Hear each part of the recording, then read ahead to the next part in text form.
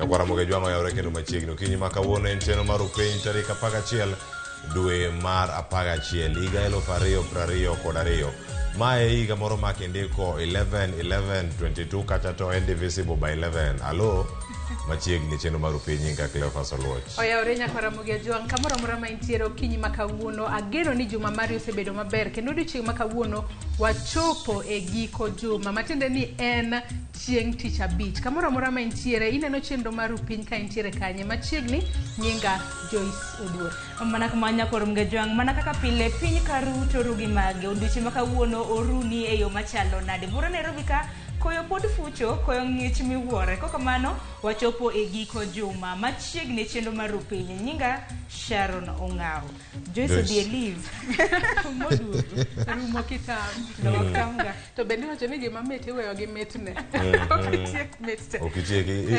kinyi dok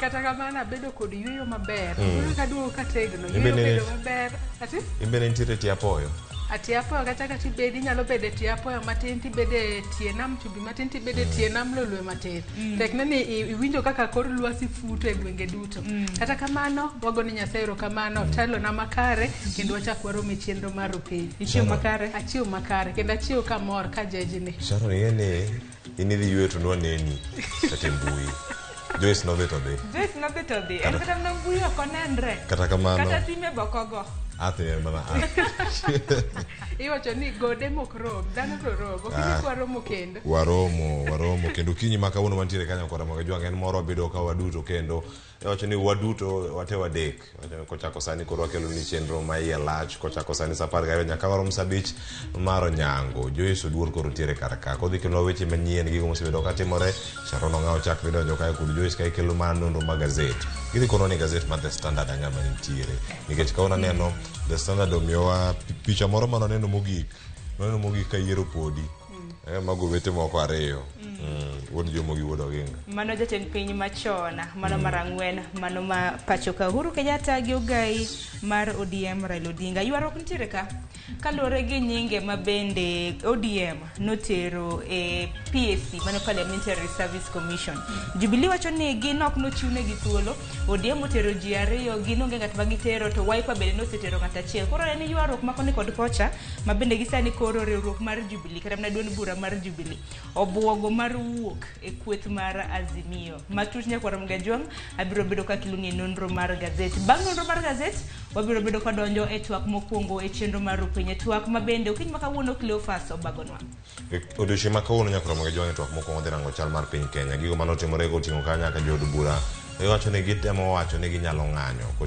ka dipo ni CDF chako migi gin gi ratiro machalo nade gimoko bende matimore e paw siasa gi pewe mamoko mopogore gi siasa ne maro darango chal mar Kenya duto kuom sa achiel nyaka orom kanyo sa ariyo ang'o kelo weche makamago ni malo dhi bedo kod jolony kachiel kod jonon weche siasa okinyi makawuono mano bende ka watieko odiochieng' makawuono en chieng' no mar tich abich chuny banjo koro kawuono Sharon nitie jok marito wan gi jo ngolo ariyo kawuono to ka ng'itayo chiro warito jomoko bende rito mar mondo mi omiel ji ne penjore kacha ni bosetimo practice makare mano wach matek manade to kata mana kaka pilan gi two left feet ok miel style moro amora tek ni juso dendi mano pod en mana miel onge formula mana kaka juso dendi to koro chakro sa ariyo nyaka sa adek nyaka Ramogi jwang e chenro mar ng'e jothumbe wa antiere gi jothum ariyo achiel kuom gin nyako to achiel kuom gin wuoyi koro kete mana ka ne jogo mabed ni oseneno posters en gino marwa no ung'e jothum mabende wadhi bedo godo ka bang' mano nyaka Ramogi jwang mana kaka pile koseromo sa adek nyaka sa abich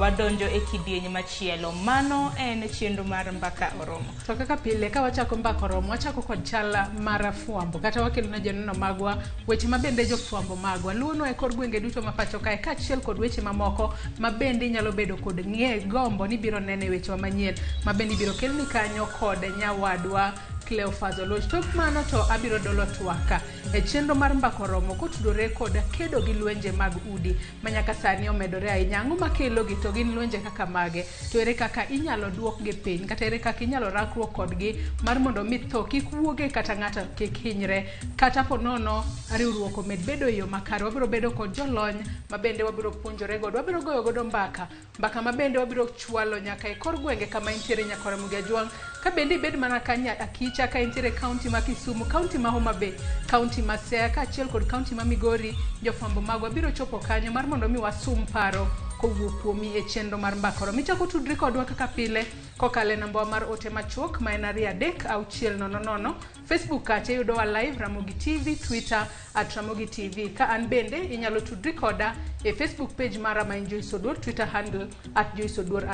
Nyakoro Ramogi Jwang kang Joyce osetieko mbaka ma kamano. Wanang'o donjo weekend. To kata kamano chenro podi e lach. Wacho duchi ma kawuono koro ka watieke ten mana lunge. Walunga wika rumo kamato. Koro bang' mano ibedo gi mor e chunyi kino RamogiTV kamoro amora ma intiere. Tudri koda e fan page mara mar Facebook. Kacha Cleophas Oluoch, ka Twitter antiere @Cleophas Oluoch. Mana kumanya kwa Ramogi Jwang mana kaka pili tudri koda mbui maga Facebook, Twitter iyuda @Sharon Ong'aw. Kokamano machiegni nikech ma En rupi. We wakungo ayuda thund weche.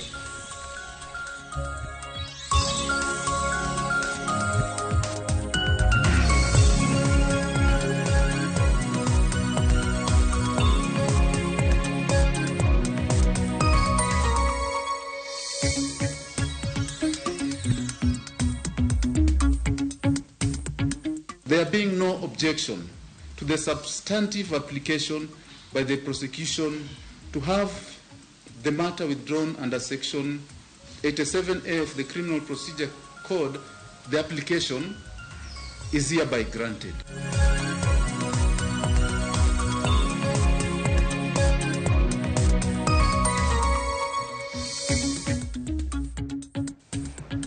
Machiegni nyakwa Ramogi Jwang e weche manyien okinyi ma kawuono. Nyinga Joyce Oduor. Piny owacho opuodho chenro mar chuogo kar tiegruok mar weche mag lupo kod mwandu mag nam e kaunti ma Kisumu. Kar tiegruok no ma idhi tisi ni Kabonyo Fisheries and Aquaculture Service and Training Center of Excellence. En mano ma igeto tigodo e tiego ganda e wi ber mag nama kod yore mag jiwo uchumi e alwora mar nam Lolwe. Chuogo kar tiegruok no dhi muonyo maromo siling bilion 1 kendo ibiro pogi e kidienje mopogore opogore koriwo koda ka kidienje mar jiwo lony kod ng'eyo e wi rech mar mbuta, ngege e kind mamoko. Kabonyo bende dhi konyo e loso chiemb jamni kod mbolea mondo mi oduok chien midhiero mar yudo mwandugo e alwora mar nam Lolwe. Romo mar kamano mar jatend piny Kenya William Ruto kod jotend migepe oyango ni okang' ma kamano dhi konyo e tieko dhier kod rech kod kech ma okwako alwora mar nam Lolwe. Jotend migepego bende ne olero ni koro chenro mar keto e tim paro mar Hustler Fund osechopo e ng'iende. Aguluno ibiro chak ayanga tarik 1 dwe manyien ka hola biro bedie mar johala matindo mabiro yudo e yor simu ne jo Kenya duto matimo hala e wi wach gedo mag apeyni ma pacho kae. Sirikal chano keto chenro mar chulo gope mag wego raka ma bende gibandho. Omenda makamano ma winjore chul e bwo chenro no idhi rang kochakore e hik omenda ni nyaka hik omenda mar 2025-2026.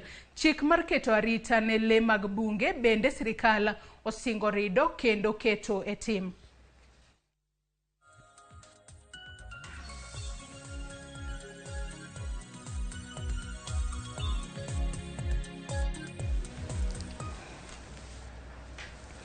Achiedh nade chalo manyalo biro kwako chenro mag od bura mamalo kaluwore gi ng'anyo ma jo od bura chano bago ka gisundo piny owacho mondo ochwal omenda mag aguch NG-CDF.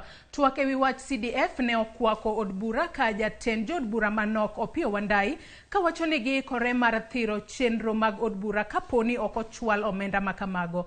Jatend kweth mathoth Kimani Ichung'wa bende ne otelo wachno ewi midhiero makamano. Achiedh nade ewi CDF ne ochakore tok doho ng'ado ni aguluno ochuogi e tok chik. Would have been in order to ask you, Mr. Speaker, that this matter be directed to the leader of majority, that he engages with the executive, and in particular the cabinet secretary responsible for national treasury, by next week at the very latest, to make an equivocal undertaking as to when the first disbursements of the NG-CDF funds are going to hit the accounts of the respective constituencies. And may I also dare say, Mr. Speaker, and this is no empty threat, that failure to do that, I will be moving members of the House to refrain from any talk of recess, firstly, and secondly, to refrain from any engagement on any business, not until and unless NGCDF funds are disbursed.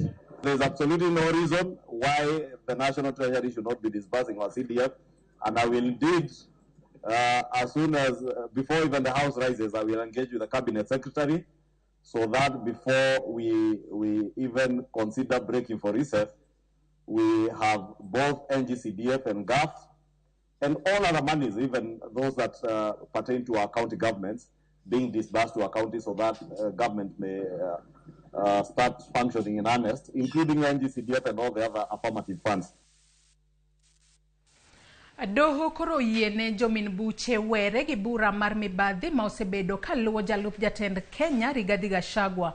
Mae biro bang' winjo kwayo mar jomin weche manyolero ni nonro kod neno mane ochiw e bura makamano okoromo yawne achije go ketho. Makoro nyiso nang'o e wilai mar yudo ratiro e pachoka. To the substantive application by the prosecution to have the matter withdrawn under Section 87A of the Criminal Procedure Code, the application is hereby granted. Now, the accused persons are hereby warned and informed that they may be rearrested in future and on the same or similar charges. Mano e kaka bura mano mako jalup jatend piny Kenya Rigathi Gachagua kod jomoko chiko mar mibadhi mar omenda maromo bilion 7.4 owito oko mar doho.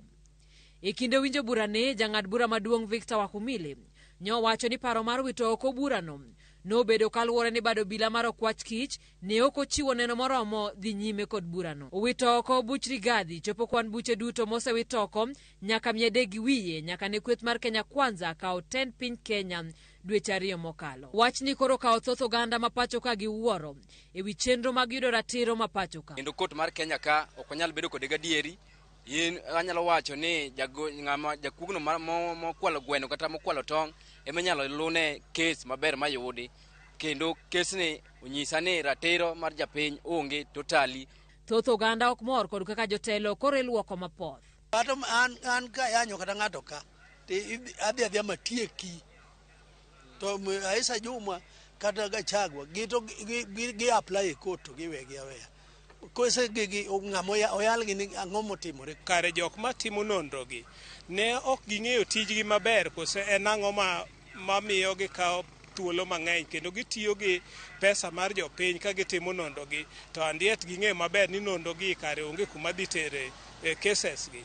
Ber mondo gin bende onon gi mondo penj gi ni tang'o momiyo gitimo gik ma ok owinjore, gik ma fake. Okil Maxwell to wacho ni chiko yiene ogai mar jomin buche mar wito oko buche ma ok ni kod neno moromo.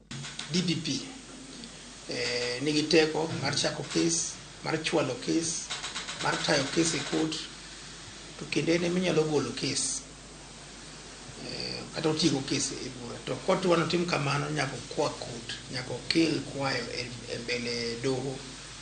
To doho biro rango to biro ng'eyo koyie kode to nyalo golo kes. Koro miyo gimotimore kawuono no en gima chik owacho. Kata kamano, Maxwell wacho ni nenore ni ogai mar jomin buche Nudin Haji ogodhoge bor kod ten siasa masani, kendo moko kuom gigo mosebedo kotimo ok oluwore kod chik. Tich motiyo makatibo mieno ok dwar ng'ama ongore konchiel. Edwaro ng'ama ochung' katikati kendo ochung' gi mijingo moko luoro ng'ato kata oluoro ng'ama duong'.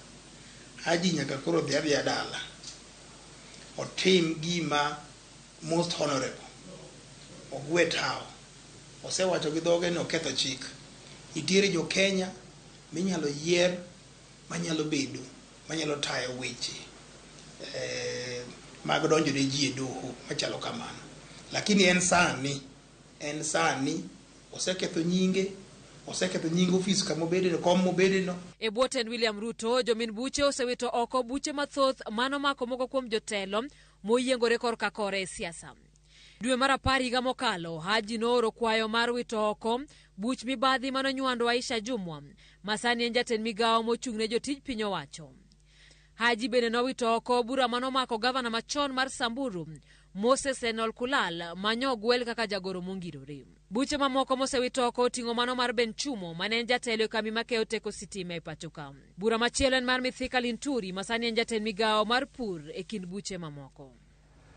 Mano lipot mabende okelnwa kanyo kod jafwambo marwa Simfros Okinda. Kawadhi mbele eni ogai mar Azimio la Umoja Raila Odinga owuok oko ka kwedo piny owacho ewi midhiero moko masani neno e pacho ka. Raila wacho ni arita kwe sani chalo ma ok ber ne jo Kenya kod jo pinje maoko manitiere pacho kae. Ochiwo ranyisi mar okang' ma jopecho moko nyocha okawo mar muko od jadak moro e kar dak ma Westlands e buore Nairobi.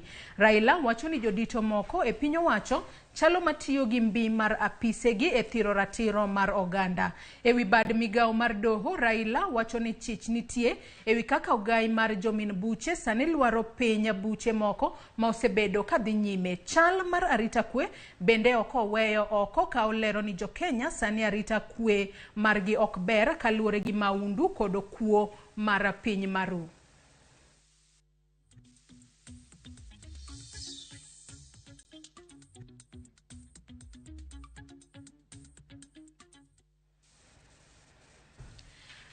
Jodolo maga kanisa jokopere koni kalure gi wacha ngima masani ong'aore ne oganda mathoth e pacho kae.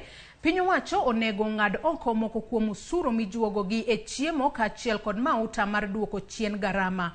Jodologo mane loso Mombasa bende ne okoni jopiny kaachiel kod jotelo makwedo sirikal ni kod ratiro mar keto tesre tend Kenya Kwanza mar neno ni gichopo singo mane gichiwo ne jo Kenya.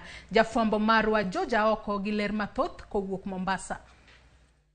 Tend kanisa jokopere ne obagoro ma Mombasa mane okelo kanyakla bishops mawuok e counties duto mapacho ka. Give us our trespasses as we forgive those who trespass against us. E romono, achiel kuom twak mane gibedo godo en wach ngima masani ong'aore kendo weyo oganda mathoth ka chunygi gudo omiyo gikoni kaber to piny owacho onego wit kuchande moko kuom ushuru mijuogo jopiny. We call on the parliament to look into the taxation regime and consider practical fiscal policies like zero rating some of these basic and essential food items. This will lead to the reduction in the prices of basic food items and petroleum products whose rise has direct effect on the cost of living. To etwak masani otedore ewi wach lony mar somo manyasani midendo ni CBC mamoko kuom jonyuol siro kama moko to kwedo, jodologo ne okwayo jopiny mondo mi jowuog oko mar chiwo pachgi ne kamati moyiedhi ewi wachno kapok okadhe kata ojwang'e. As Catholic Church wish to make every effort to ensure that the outcome of the consultations will guarantee that our education system is value-based and helps our children to be God-fearing. Therefore, we encourage you all Kenyans to take advantage of the ongoing process of reviewing the competence-based curriculum by coming out to give constructive views. We need to address some of our chronic ills and as a nation, especially corruption and insecurity in the North Rift region, which we hope the government will tackle in a systematic way as matters of priority. Wach lokruok mar kor lwasi masani timore e pacho ka gikoni en kaluwore gi moko kuom gigo ma jopiny timo magin kaachiel kod ng'ado yiende aoyaye. Our leaders should be deliberate in the war against use of plastics, which lead to degradation of the environment, pollution of our rivers, and charcoal burning, which results in the destruction of trees. We, on our part, must commit to planting and growing trees and caring for our environment. Okange mag rakore gi midhieche masane nitiere gikoni kidek mana timore ka jotelo biro chopo singo mane gichiwo ne jopiny kapok gidonjo e apise masani gintiere. We also call upon the parties in the opposition to play their rightful role and keep the government in check in service delivery and ensuring it fulfills the promises it made to Kenyans. Jodolo mar kanisa jokopere koro kwayo jotelo manie riwruog Azimio la Umoja kata opposition mondo mi koro oket tend Kenya Kwanza tesre mar neno ni singo manyicha gichiwo ne jopiny chopo e wang'e. George Aoko, Ramogi TV, Mombasa. Bang' ka rende od bura mag seneta kod od bura mamalo puodho nyinge manyochwalnegi kod duond buche ne yiero mar jaod bura ma Iala, yiero ma tarik 17 dwe ni dhi chiwo thuolo ne ji 9 kende donjo e od burano. To gin ang'o gini maluoro chenro mar od bura mar Iala? Walter Nyambaga miyowa ler mar wachno. Kaudong matin ne juma achiel kende tiluto ombulu ni ji 9 madhi chopo e od bura mar Iala e piny Arusa. Chenro mar seto ombulu e kind jo od bura chuchien kachwalo mise en gino makoro ket motegno. As a member of the East Africa Legislative Assembly, and we hereby therefore proceed to grant the provisional certificate. Kalore kod dwaro mar penjo ng'eyo gino ma Iala en kod kaka jo od bura mage chalo to kod tije mage. Waloso gi Clarkson Otieno Karan, mong'ere kaka jamigingo mane obedo kaka ja od bura kinde mar 2007 nyaka 2012. Nayudo gwel mar dhi Iala through PNU as a political party. During that time, President Kibaki emanoyier kaka head of state mar Kenya. And party mare ne PNU. We were members mag PNU. E kaka chinade kod wich bar mokwako jok mowal madhi chungo kwako duond buche, Karan wacho ni yiero mare ne opong' kod achiedhnade bende. There was problem in my election to Iala. The dominant party of our region was not comfortable. Nimonda member of PNU emo akagimo represent this region, Iala. The matter went to court, not on me as a person, but on the entire complaint ni Iala, jomadi Iala wenjoko yer properly. Karan wacho ni duond bura man kod kwan mathoth ema yudo kwan mamalo e kapek thoro bedo e wach dare duond buche oyae. Iala party mangi parliamentary representatives, and the strength of them emayero members madi Iala.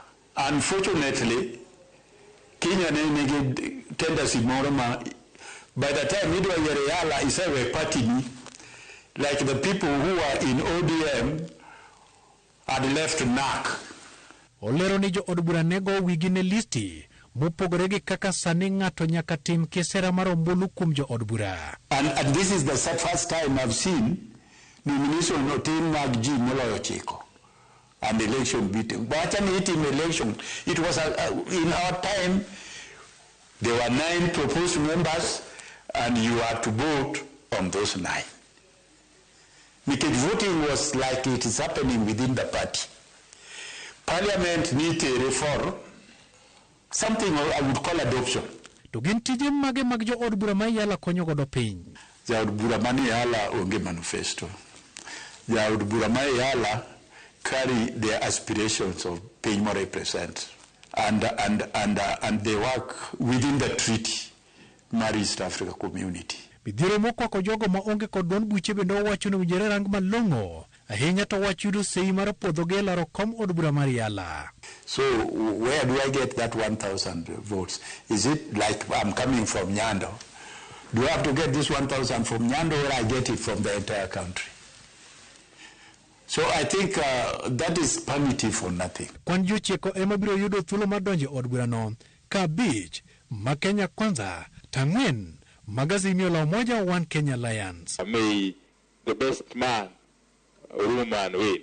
Walter Nyambaga, Ramogi TV. Od bura mar County ma Siaya ochako piedho jogo manyocha owal gi Governor James Orengo e lemo mag tend migepe. Speaker mar od bura ma Siaya George Okode ema otelo ne komiti mar tayo chenro mar dayo dho jotend migepego. Agunda Ochanda emane okuongo e nyim komitino ka ipenje lony mare e wi lemo ma ogwelne mar weche mag telo. Benedict Omolo mar migao mar omenda, Dr. Martin Odhiambo mar migao mar thieth, George Odhiambo mar gedo mag apaya, kod Dr. Caroline Onyango mar migao mar pi, duto ne ochopo e nyim kamiti makamano. Chenro makamano rumo odiochieng' makawuono. I came for the interview for this as I was nominated for the CEC Finance and Economic Planning. I think it's gone very well. It's been a good interview. The MCAs, this is their role to vet. Kazi yetu ya leo si kufanya interview, lakini ni kuwachuja kulingana na sheria. Kwa mfano, kama mtu anayo shahada la kwanza, kama mtu ni Mkenya, kama mtu ana mazoea kwenye idara ambayo amepelekwa, na kama mtu labda ana shida yote kisheria, hasa kama alishafukuzwa kazini kisheria, mtu kama yule si halali achukue ushukani. Kisheria inafaa tuchukue siku 21 kuchunguza hii na kuandika ripoti, kupeleka ripoti mbele ya bunge, lakini sisi tutajaribu haraka iwezekanavyo ili kwamba wiki ijayo tutamalizana na hii shughuli. Achije ochiko mago kwach kich mayande nitiere kweth mar SSU ne odok e doho. Aboro kuomgi omeda geng'onegi e odo ang'ech kuom ndalo 21 e wi ketho mar tudogi gi lala kod nek mar jopiny India moko. Kaka Wycliffe Okolero, riwruok makedo ne ratiro mar oganda ogolo duondgi e wi weche maluoro apedha ma itimone obila makamago. E nyim doho makahawa, achije ochiko mayande gin apisas mag obila e bade mar okwach kich ne ochopo e nyim jang'ad buche mar winjo buchegi. Jang'ad buche Diana Mochachi ogolo chik mondo ilorne achije 8 e kind ochikogo kuom kinde mar ndalo 21 mar chiwo thuolo moromo mar timo nonro mar tudogi kod keth mane odonjnegigo. For the foregoing reasons and owing to the complex and multifaceted nature of the investigation, I hold the view that the applicants have demonstrated a probable cause necessitating the continued detention of the respondents. For the above reasons, I do not need to analyze the plea for bail by the respondents. Nonro ma ibiro timne achijego biro riwo kaachiel kod nono DNA kod simbe ong'we yamo mekgi mar yango ponono ni inyalo tudgi kod keth mar lalgo kendo nego wainde 2 gi jariembo margi mayande oyudi kowiti e bunge mag Aberdare. Achiel kuom apisasgo ma en Francis Ndonye ne omi rambun mar 500 gi dono, kata kamano okume wuok e alwora mar Nairobi e kinde ma burano pod dhi nyime. The 7th respondent is released on a personal bond of 500,000 and shall report to the investigating officer as and when required. He shall not travel out of Nairobi without informing the investigating officers. Okinde achijego korka korgi okwedo ng'etono ka giwacho ni gichano chwalo ng'ur margi e doho mamalo ka gidwaro mondo orang ng'etono manyien. Just like the Supreme Court, none of the arguments was upheld. We have instructions to move to the High Court immediately today to challenge the decision of the 21 days. These are senior citizens who have been in custody for over 25 days. They have been again added another 21 days. Achijego gin Joseph Mwenda, David Chepcheng, Stephen Luseno, Paul Njogu, Simon Muhunga, Peter Mudhe, Joseph Mbugwa, Francis Ndonye kod John Kamau maduto netiyo kaka pisase bado bila mar okwach kich. Kumachielo duol makedo ne ratich oganda Kenya Human Rights Commission koro wuok oko ka gidwaro mondo duol mar IPOA omi teko mar rango kaka obila tiyo ka giwacho ni obila ok nyal kumore owuon. We are also calling for IPOA to just take up responses on extrajudicial killings and also enforce disappearance, because you can't let these kind of issues be addressed by the internal affairs unit. You don't expect police to investigate themselves and then have accountability. Bende gidwaro mondo obila ma ketho chiko ka utingi wegi ma onge de wang kata matin. We want that discussion opened up and all cases resolved.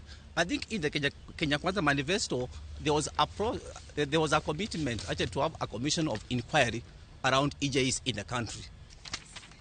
Wycliffe Oko, RamogiTV.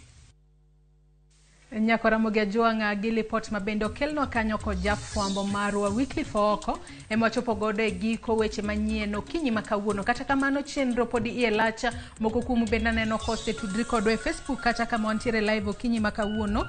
Regina Tieno kawuok Siaya County wacho noneno wayo makare, wacho ni weche government masani mibadhi biro rumo e Kenya ka adiera. Wacho ni wadak e piny mar mibadhi maonge konyo. Vitalis Ochieng wuod Gema Karariu bende wacho ni gik matimore e telo manyien ni wacho ni diere nono koro kong'eyo nikech ni e lwetgi mar timo gima gidwaro. Ka bende ote mar Lewis wuod Awasi Boda bende wacho no wuoro new government cases 300 osebedo withdrawn in less than 100 days. Nyako Ramogi Ajwang podi medo tudri kodwa, imedo loso kodwa e Facebook kacha kama wantiere live nyaka e namba mar 236 gisani. Nyako Ramogi Ajwang wabiro kawo yuyo matin, to kapok wakawo yuyo matin Nyako Ramogi Ajwang nyawadwa Sharon Ong'aw abiro bedo katayi e nonro mar gazet kalure ni kawuono kaka pile wanono gazet mar Daily Nation kachiel kod gazet no mar The Standard.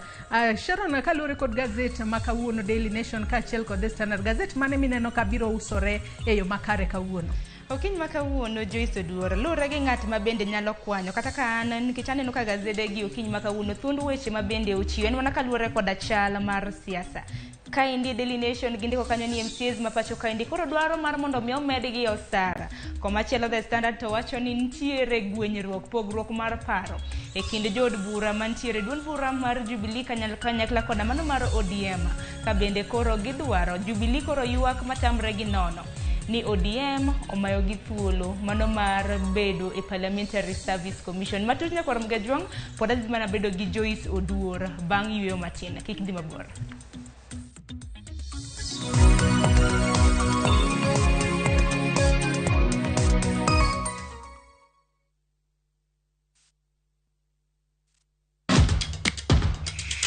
Epewe mag tuke mayero hero mar adhula kendo ipako gilo.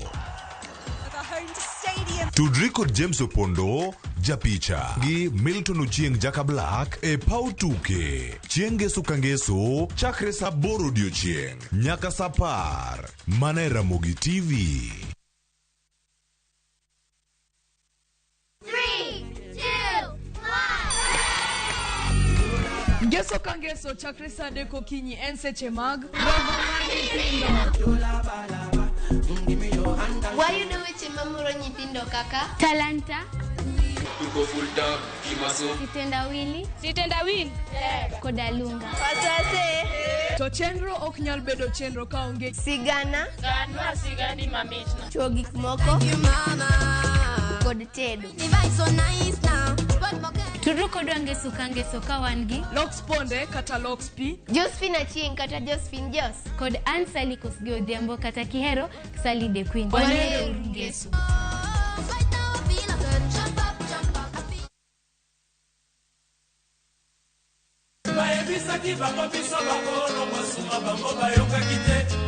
Yuda Matingu Ondike Biblos ni ask and it shall be given. Ni knock and the door shall be opened.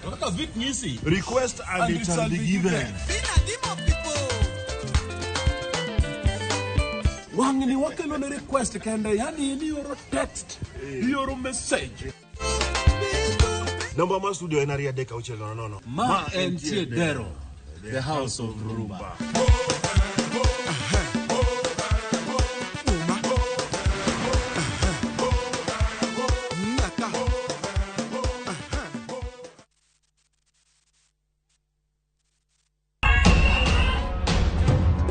Duond mine oseman. Representation mag mine osechako menyore. To sani duond gini oseyudi e lony kod lai mopogore opogore kaka siasa. Monego watim en empowering the women. Somo. Education mag nyithindo timore okang' machalo nade. Ohala mag joma mine. Wang'eyo ni mine nigi ting' matek. Kande ohala mag small and medium enterprises. Thieth. Weche mag tuoche. Nyaka watim capacity building mo network gi the health department. To kod mamoko. Jailieta kelo ni duol gi chieng' ngeso ka ngeso saa 3 otieno e Ramogi TV e chenro mar mine wacho. Collect fare kwa boda au matatu ukitumia ViewPay cashless na uqualify for bima ya 100,000 shillings pamoja na medical cover ya 20k na permanent disability cover ya 100k kwa 5 bob pekee. Dial *236# today to start using ViewPay cashless.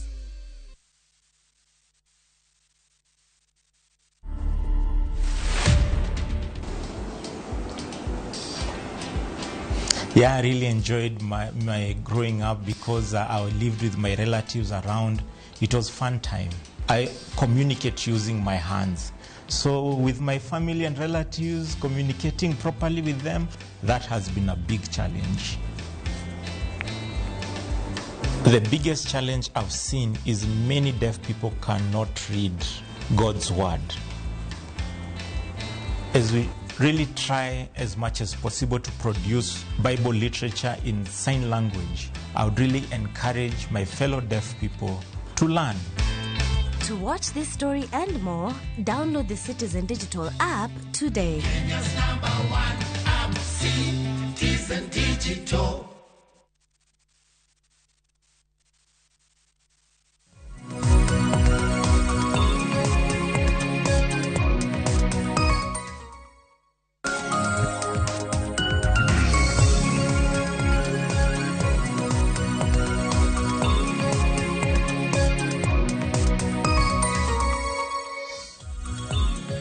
Mana kumanya kwa Ramogi juangi sani koro wadonjo kanyo e nonro mar gazet sa en kanyo sa dek sa chia sa uch mana sa pagariyo gidakika pradek koda uchiel nyakwa Ramogi juanga mora mintiere arwaki e nonro mar gazet nyinga Sharon Ongao kiny maka wona ntiere ida fombo wadwa Joyce Oduor mabende osewuok e yueyo kendo Joyce Oduor arwaki machiegni nonro mar gazet. Ero kama na inya Sharon yueyo mit lakini gimoro kamita inya bende nyalo kethore kata kamano wantiere kai waseduogo rak nyaka imanye kalore ni yuto mari mapile ka pile ema nyalo miyo igero godo piny Kenya tigero rigodo bende.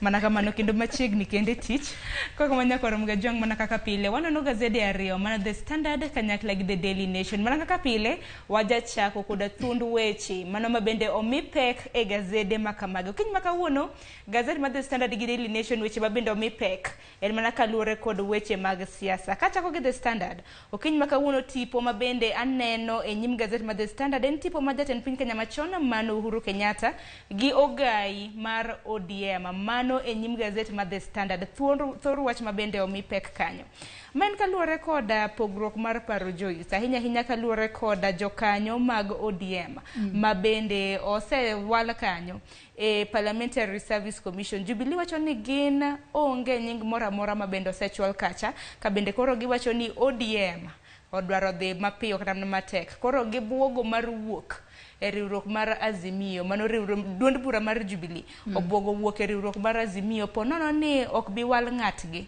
mano e duol mar PSC. To ywak makama bende ginyalo bedo ni gibuogo ni gibiro wuok warita ne mondo wane ka gibiro wuok mar adiera par ni gino kata winjruok mabende riwruok mar Azimio la Umoja noketo kod duond buche mabende ne oloso Azimio la Umoja kindego mag siasa winjruok makamano nego bed ni rumo mano dweni maka Jubilee oneno ni koro ka gintiere Azimio kacha to gin koro wegi oko migi thuolo mar bedo e Parliamentary Service Commission gintiere kod ratiro mar wuoka e duond burano kata riwruok mar Azimio la Umoja kata kamano pod en mana buogo mabende giwacho ne gibuogo sani ka wawere kod The Standard thuon wach mabende Daily Nation omiyo peko kiny makawuono en mano kaluore kod kaka MCAs sani koro dwaro ni omednegi omenda mabende ichulo gi dwe ka dwe ka bende gidwaro ni omedgi omenda kuwuok e shillings 1,144 mabende ichulo gi dwe ka dwe gidwaro no omenda makamano omedre nyaka shillings 1,400 mano dwe ka dwe mabende nyaka sani koro gichwalo paro makamano e nyim county assemblies kata od buche mag counties mopogore pacho kae mar mondo mi omedgi omenda makamano en omenda makore lach ahinya kore lach to MCAs go beng'eny 2,100 mago MCAs babine ntiere kor gwenge ma pacho kae parno kang makama bende biro bang' jod bura maromo 416 bende koro nosechwako kata na chwalo paro mar mondo mi omedgi gi osara. Kaka mano Joyce, nikech wach mane standard ne mano lombo wanga, daher mar mondo mi wachak gi standard. Kama bende thor wach kanyo en kaluwore koda gwenyruok mar paro, mano mar duond bura mar Jubilee gi mano mar ODM. Ahinya kaluwore koda kombe, mago mag jogo kuma bende giwalo mar bedo e Parliamentary Service Commission kata PAC. Wach makamano Joyce aneno komi pek e it gazette mano mar 6. Kabende nyaka sani Jubilee oramo nango meni ODM owalo ji 2 ma bende biro riwore kod jowetegi mamoko e PAC. Wiper bende noneno kanyo kosetero ng'atgi. Nyaka sani mano chieng' tich adek ODM nokawo seneta Manyamira mano Okongo Omogeni kanyakla koda jaod bura mano Malikoni mong'ere kaka Mishi Mboko ma bende koro biro riwore koda PAC. Parni duond bura mar Wiper bende notero ng'atgi kanyo. Mano gazette ma The Daily Nation it oboke mar 6. Wiper nowalo jaod bura ma Mavoko mong'ere kaka Patrick Makau. Kata kamano Sharon, wach ma kama ntiere it oboke mar 6 gazette mar The Standard okinyi ma kawuono ma en mana ywaruok manyalo bedo ni nitiere e riwruok mar Azimio la Umoja. Parni Azimio la Umoja tok kane giserem mano e yiero maduong' ma higa ni ywaruok osebedo kacha. Duond buche ma ponono ne oriwore koda Azimio la Umoja kindego mag kisera mar ombulu. Sani gintiere thuolo mar wuok e duond bura ma kamano. Nyaka sani koro wakia ni ywaruok ma kamae koro biro keto Azimio la Umoja kama chalo nade. Kalure ni gik machalo kamae wanyalo wacho ni ywaruok e telo ema ponono miyo riwruoge mag siasa kata duond buche mag siasa bedo mayom kendo kochopo kinde ma mbele ponono kwa biwinjo kata Azimio la Umoja. Kata kamano wantiere kod geno ni ma en gimoro ma ginyalo loso yo makare mar mondo mi ywaruok moro amora kik neni. Ywaruok ma ponono nyalo kata thiro chenro mag tiyo ne jopiny e yo makare. Koro warit ponono ni ODM biro luaro kata na jal ng'ata achiel piny ma bende gisewalo piny mano mar chiwo ne Jubilee thuolo. Jubilee bende oramo ni kaponono ni ODM odhi nyime gi chiwo nyinge 2 makamago to gi buono mar wuok mane kweth mar Azimio. Mane wach ma bende nitiere kanyo. Kata sani chiko rito gi mancha twegi Azimio oserumo. Nowach ni nyalo mana wuok e Azimio la Umoja tok dweche 3 tok luto mbulu. Nyaka sani dweche 3 oserumo. Ka giwuok to onge chik moro amora mabiro twegi. Ginyalo wuok giriwre kod Kenya Kwanza kata ginyalo wuok mar mondo mi gichung' kar kendgi kaka Jubilee. Warita ne wane kaponono gibiro kawo motegno chik mabende kata buok mabende sani gichiwo kotudore kod ywaruok makamae. Kopogre gi mano Joyce bende wach machiel mabende naneno komi pek e nyim gazette mano mar The Standard en kalure koda ywak mar familia moro mano it gazette mar 3 mar The Standard. Ka bende nitiere nyadendi moro ma bende notho e piny mar Italy. Osebedo koda kuom thuolo malach e piny mar Italy, nonyuom e piny mar Italy kata kamano notho. Jonyuolge koro nokwayo chuore mar mondo mi okele dala, oduoge pacho mar mondo mi oike. Jonyuol ne wuok e kaunti ma Kilifi. Gima nobwogo jonyuol ne ni en ni kanosekele e pacho kaendi, biro mare pacho kaendi chuore koro nanyiso jonyuol ne ni ko bire pacho ka kik giyaw sanduku no nikech inge sanduku mabende samoro iketo joma osetho ka ikelo gi pacho ka mano go oseket gi ndege. Koro jonyuol bende nawuoro ni nango ni chuor nyako ni wacho ni kik wayaw sanduku kata kamano gidhi ma giyaw sanduku. Nyadendi no maja higni 36 mabende oyang nyinge kae kaka Amani Justin Luale wacho ni no osebedo kodak e gwengego mag Italy chakre higa mar 2016 kendo mana kaka isewacho ni oket ringre mare e sanduk mar chuma mabende wacho kanyo ni jonyuol mage otoyo mana gi thuon mar mondo mi gine ni en ang'o momiyo ok dwa ni wayaw ringre mar nyarwa kanye mane giyudo ka moko kuom fundi mage mag dende onge kaluore ni nyaka sani koro gidwaro ni sirikal otim nonro matut mar yango gimomiyo moko kuom fundi mag ringre mag nyargi onge. Ka bende giwacho kae ni nyaka sani nyako no ne en nyathi mar 6 mano mar familiano to nosedaka e pinyno mar Italy kuom higni 15 kendo en wach malit ahinya ka bende duoko nu ringre to ku nono ringre yo makare fundi moko mag iye ogin fundi ma ok ponono no kawgi ousgi kata kamano kwa nyal ng'eyo nego tim nonro matut. Tingeni ka sema bende kata mna nonro pod dhi nyime gima na mako dhoga bende bang' tho mare kata mna ok ni chuore manonyiso min gi ni nyotho osiepe bende manonyiso min gi ni nyako no mabende nongere kaka Amani nyotho. Kata kamano chuore ne dwaro mar mondo mi obed cremated owang'e Kata kamano jonyuol ni modak Kilifi to nwacho ni kelnwa uru mana ringre nyarwa mar mondo mi waiki. Koko manya kwa Ramogi jwang nyaka gisani nonro pod dhi nyime mar ng'eyo ni tho mare to nobiro yo machal nade to fuondni mage no usi koso ne odhi kanye. Koko mane iti gazeti mar Ang'wen bende nweche goeko maluoro doho ka bende odiochieng' manyoro nyaka Ramogi jwang doho bende nothicho oko bura mano maluoro mibadhi mano donjne godo jalup jatend piny Kenya Rigathi Gachagua. Mano banga andika mabende nondiko kod jamin wach maduong' mapacho kaindi mano DPP ne doho mapacho ka. Mano ntiere it gazet mar Ang'wen. Mano omenda maluoro siling bilion 7.5 mabende ginyaka sani paro mopogore opogore kawuok kuom jopiny kawuok kuom josiasa pod mienjo kaluore koda buche mabende ithicho oko ainyanya koda apis mano mar DPP. Wanyalo wacho ni nyaka sani koro gai mar jomena wache buche mano Noden Haji entiere kama tek kama tambra gi nono kaluore ni magistrate nyaka sani ne odayo dhoge kaluore koda kaka ne olwaro bura makamano mabende amieno jalup jatenda piny Kenya mano Rigathi Gachagua ka bende jopiny bende sani koro wanyalo wacho ni dhoggi omoko kaluore ni sirikal manyien waseneno ka buche mopogore opogore bende osebed kilwaro piny mana ka ne wang'iyo kata weche manyien mabende ne wakelo ne joneno magwa buche mathoth waseneno kilwaro piny to magi buche mabende no maka motegno wakiani koro maya kiani nyiso nango to gin buche mag mibadhi to gimieno jotelo manitiere sirikal bende sirikal masani biro konyo e kedo kod mibadhi yo makare kako nego beni kedo godo kaluore ni weche gi mag mibadhi bende e mathiro dongruok e pacho kae kendo miyo jo Kenya kata japiny ma kawaida mano mabende luongo ni hasla e maponono winjo lit kata peka ahinya kutudore kod weche gi mag mibadhi. Bende kapod wan mane ito boke mar Ang'wen kanya kwa Ramogi jwang wach moro bende ntiere piny kanyo maluoro doho ainya hinya kaluore koda obila ochiko mawuok e bad migawo mar obila mar SSU kata mano mong'ere kaka Special Service Unit mabende koro odiochieng' manyoro bende pod ibiro med twe.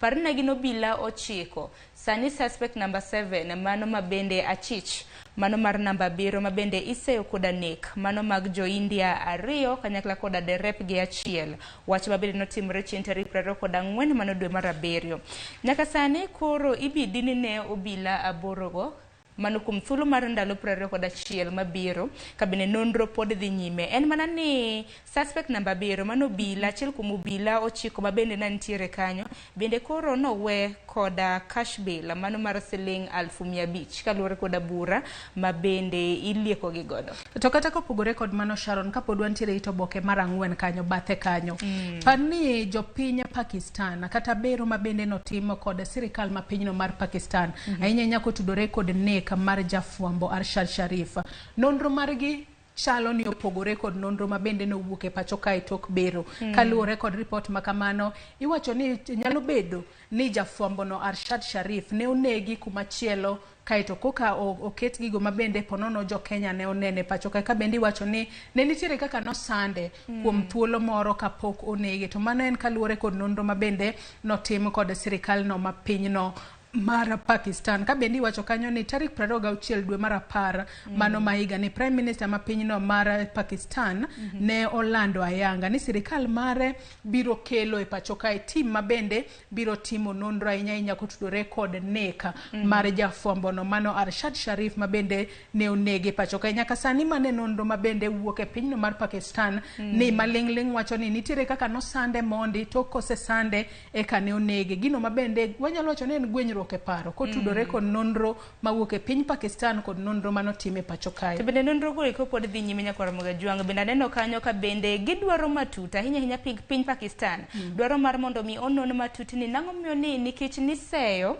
jafwambo ni mtoka mabende na gintiere ne en mtoka mabende nokwal kata ka kineno kit mtoka manokwal gi mtoka mana gintiere ne opogore nyaka sani bende wacho ni ka mtoka manokwal cha ne oting'o nyathi nango ni ichwado magine mtoka moting'o nyathi mago gin mana moko kuom penjo mabende pod imedo penji nonro pod dhi nyime kwa dhi nyime weche mabende nitiere it gazet mar 8 kanyo en weche moluoro weche mag somo ahinya chakre dwe mokwongo mano mar higa mar 2023 kod adek jopuonje mabende nowil kata mana notimnegi lokruok mag somo ka giwuok e counties mabende gidake kiterogi counties mamoko koro biro winjo wega ka bende koro ibro chak timnegi reverse transfer mano kaluwore koda gwenge mabende noteri ka noteri kata mana gweng mar Garissa to iwuok Siaya kiwuok Siaya Joyce igoli koro Garissa kiduoki Siaya. Onyalo bedo ni en okang' makare ahinya ne jopuonj kaluwore ne jopuonj moko ponono kinde mathoth wang'eyo ni gwenge go ma nitiere ga kata nok mar arita kwe jopuonje mathoth ahinya nyamo kuoge gwenge go luor ga dhi tiyo e gwenge ma kamago ka giwacho ni ponono ka nitiere monj moro amora to gin ema igeto gi kaluwore ni gin ok giwuok e gwenge ma kamago miyo wach mar ndiko joma wuok e gweng'no e tich kaka jopuonj en wach makare ahinya ponono onyalo duoko chien monj ma kinde ka kinde ma bende waneno ka nitiere gwenge ma ponono nitiere nok mar arita kwe kendo ponono nyalo miyo jopuonje winjo makare ber ka ipuonjo machiegni kod dala kaluwore ni kintiere kacha to ponono chunyi nyalo bedo mokwe ni kata seche moko kigombo dhi dala tinyalo dhi kacha mar mondo mi ine jogo ma bende nitiere machiegni kod to par ni magi bende timore e kinde ma bende koro waikore ne penjo kata piny Kenya ikore ne penjno mar grade 6 mano e bwo chenro mar somo manyien mar CBC kachiel kod penjno mar KCP kachiel kod KCSE ma bende wang'eyo ni penjno mar CBC mar grade 6 kod KCP biro tima mane dweni to mano mar KCSE biro chakore dwe manyien mano dwe mar 12 to girimiti ma kamano bende koro winjruok ma kamano no chope kokadhe duol mandiko jopuonje pacho ka endi TSC kanyakla koda duonde mamoko mag jopuonje wantiere gi kupet kanyo gi nat to gimomiyo ni time mano higa mabiro chakre dwe mokwongo en mar miyo thuolo makare smooth transition mana kaka Joyce onyisi wantiere koda penj madongo adek ma bende ibiro baga chakre dweni nyaka dwe mar 12 kwa dhi nyime itap oboke mar 10 gi mano mar 11 mana kaluwore koda romo mar kor lwasi ma bende dhi nyime e piny mar Egypt romo ma bende no chakre chieng' tarik 6 nyaka chieng' tarik 18 yuak bende aneno kanyo odiochieng' manyoro activists kata mana josundo jogo ma kedo ne ratiro mag oganda e pacho kaendi kanyakla koda pinje mamoko bende koro nodhi e ng'anyo ka bende koro giliko ne pinje mag Afrika ojwang' to ojwang'gi gi ng'a giwacho ni pinje mantiere koda lony ojwang'o pinje mag Afrika kaluwore koda okenge mag kedo koda chala mar kor lwasi batha koma chielo bende anene kaunti ma Homa Bay bende nitiere koda geno ahinya oganda modak e kaunti ma Homa Bay bang' gavana e kaunti ma Homa Bay mano Gladys Nyasuna Wanga bende koro wacho ni nokadho chik ma bende biro kelo lokruok ahinya mar kor lwasi e kaunti ma Homa Bay. Wach ma kama bende ne waneno ka jafwambo marwa Ali Abiche kaunti ma Homa Bay kacha nosomo paro kowuok kuom jopiny omoro ahinya kaluwore kod okang' ma kamano ponono nyalo konyo e tieko ngaji ma kinde ka kinde ma ponono wanene pacho kae kaluwore kod lokruok mar kor lwasi mana kamano kwa dhi nyime it gazet mar 20 mano mar The Standard bende nitiere weche moko maluoro weche mag thieth ahinya ne karod thieth mopogore mantiere pacho kaendi odiochieng' manyoro kamiti mochung' ne weche gweko mag thieth e od bura mar Senate bende koro nomako dhogi gi buok ne king'iyo osuptande mantiere e bwo sirikand county mano ma Nairobi wacho ni thoth osuptande onge koda ICU mano intensive care unit wach ma bende nomako kamiti no gi buok kamiti ma kamano notelne gi koda jakom mar gi Jackson Mandago ka bende na gitimo nonro ahinya kaluwore koda weche ma bende osebed ka iseo godo Mama Lucy Kibaki Hospital mano mantiere bura Nairobi kaende kata kamano wabed kod geno ni kaluwore kod nonro ma bende kamiti ma kamano osebedo katimo ponono gibiro konyo e bero yore mag thieth ahinya to e ute thieth mag piny owacho par ni ponono jopiny mathoth onge moko kuom jopiny onge kata okumba mar thieth manyalo miyo gidhi thietho godo kata gidhi manyo godo thieth e ute thieth mag ji giwegi emomiyo gidhi kata joma thoth dhi ute thieth gi mag piny owacho to kidhi kacha chal mar alwora mag ute thieth ma kamago ok ber kinde moko waneno kata ute thieth moko ka jotuo ninde kitanda achiel mamoko ponono chal gi ok ber ahinya weche ma kamago onego bed ni iketi ong'ala manyime mar neno ni oting' malo lwasi mag ute thieth ma pacho kae mar mondo mi jatuo kodhi kacha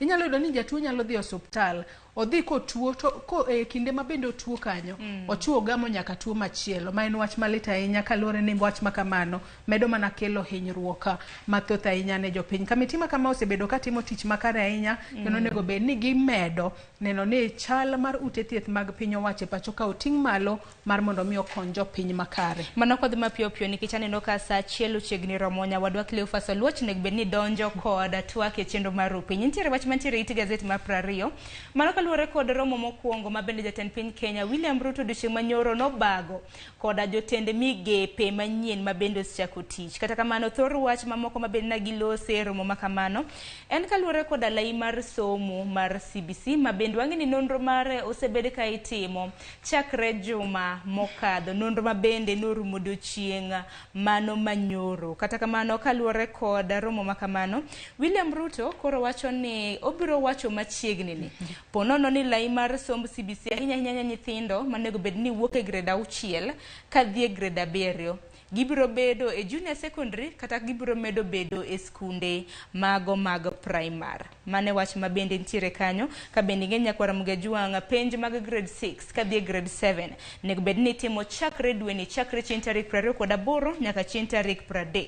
Wantiere gi KCP kanyo gi KCSE mabende chakore chieng' tarik 21 mano mar dwe ni nyaka chieng' tarik 23 mar dwe mar 12. Joyce, wantiere gi dakika 5 mar dhi e gazet mar Daily Nation. Gazet mar Daily Nation Sharon manaka kwa sewacho. Wanyalo manang'io wach mabende omipeke gazet ni mano kalure kod kaka MCAs dwaro ni omednegi omenda. Ito boke mar 4 kod 5 mar gazet ni mar Daily Nation okinyi makawa manake wasewacho ni gidwano medgi omenda kowuok e shillings 1,144 nyaka shillings 1,400. Omenda makoro lach ahinya. Mano nyadidek. To gin MCAs mathoth. MCAs mabende yudore e wards duto mapacho kae. Omenda makamae ponono biro ting'o malo omenda mitiyo godo e chulo sare pacho ka to piny Kenya nyaka sani wacho ni uchumi rach. Omenda makama biro wuok kanye. Otek nikech king'iyo kata mna kinyalo go kwan mar omenda ponono ni bi medgi omenda makamane thuolo mar higni 5 medruok mar omenda mabende gibiro bedo ka giyudo kiriwo en siling bilion 32. Bende wantiere gi Oteku kane kanitiere kalure ni wach makamae iwacho ni jotelo gidong ichulo godo usuru mar jopiny. Usuru ema ponono ibiro med ng'aw ne jopiny mar mondo mi ochop dwaro mar chulo jotelo makamagi pesa mabende gidwaro. To kata kopogore kod man nitiere omenda mabalang' mabende gisebedo ka giyudo mano kata kwang'iyo ito boke mar 4 kanyo ka bende kokoro ket omenda mabalang' mabende kong'i kanyo mano ma governors osebedo ka yudo kalure kod osara margi gisebedo ka giyudo kanyo omenda madirom 554. Omenda mabalang' mimiyo gi mar ot kata house allowance en shillings 200 mano dwe ka dwe. Wantiere kanyo kod salary adjustment 169,600 mano makelo koro gross salary margi kata omenda michulo gi e dwe mano governors gin 924 mano dwe ka dwe ochiegni mana chopo milion 1. Ka wang'iyo mano omenda mabende chulo jod bura bende kwa ng'iyo kanyo gross salary margi en 710 mano dwe ka dwe. Ka wang'iyo mag MCAs mabende sani koro dwano medgi pesa gisebedo ka gichulo basic salary osebed kichulo gi basic salary mar 86,625. Omenda mar udi 40,045. Omenda mabende mane wacho ni salary adjustment ponono ka weche tek matin timedogi gi johawi 12,750 makelo sara margi 144,375. Sani koro gidwaro no chop 1,400. Ponono ibiro medo omenda mag udi ma imiyogi kachiel koda salary adjustment mar mondo mi omenda makamano chop kanyo. To stima bende koro Joyce dwaro gidwaro medruok mar omenda. Governor mar Central Bank mano bengi maduong' e pacho ka Patrick Njoroge wacho ni gisani e seche mabende wagolo osuru in gi an gi janeno maneno wak e kind siling 100 ma kaponono ni osechoki jo KRA osechoko osuru 100 mochoke wi 100 siling 40 dhi negowi mabende piny Kenya nitiere godo koro dong siling 60 ka to 60 ibiro chul jotije piny owacho tidwa chul gik mopogore en wach moro matek odhi medo bedo moridore mbele kae kendo koro jo Kenya nyaka koro rido kanda kalure ni nyaka sani koro ponono medruok usuru dhi nenore ahinya ma jo Kenya biro medo ywak to tin wabed wendo ng'a Otek. Kata kamano nikech Daily Nation bende nitiere gi moko kuom weche mabende nwaseledho nyakwara Ramogi e gazeti mar The Standard. Mana ni nitiere wach moro iti gazeti mar Abich mabende nokwa yude gazeti mar The Standard. Mano kaluwore gi romo mokwongo mabende koro jatend piny Kenya William Ruto biro bedo gi jood bura mawuok e kweth mar Kenya Kwanza. Romo mokwongo mabende gibiro bedo ka gitimo. Kabende romo makamano igeno ne gibiro lose ahinya kaluwore koda jokanyo maggi mabende biro dhi e riwruok mar Iyala.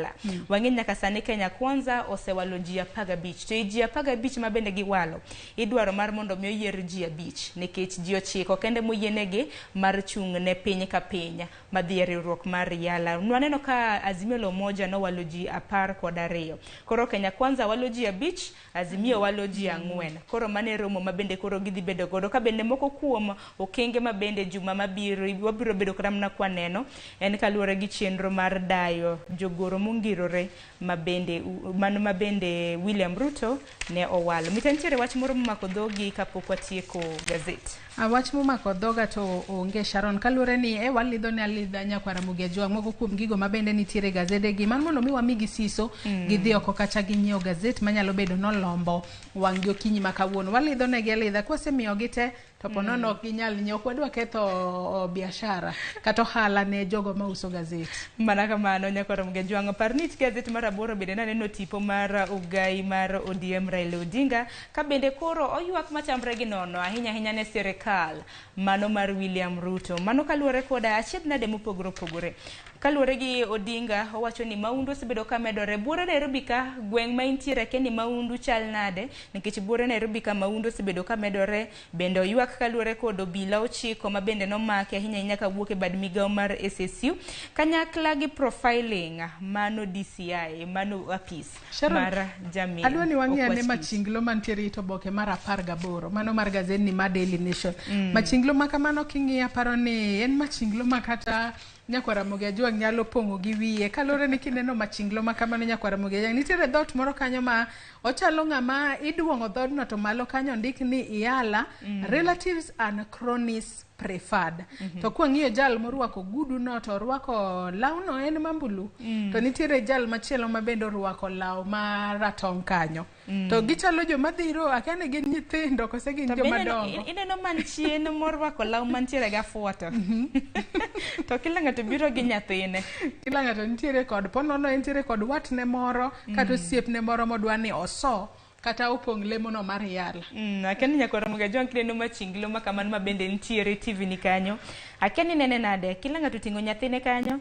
Aneno jal moro bende duong'o morwako ratong' no to wuoro ni dhodni oboyawore koso oyo.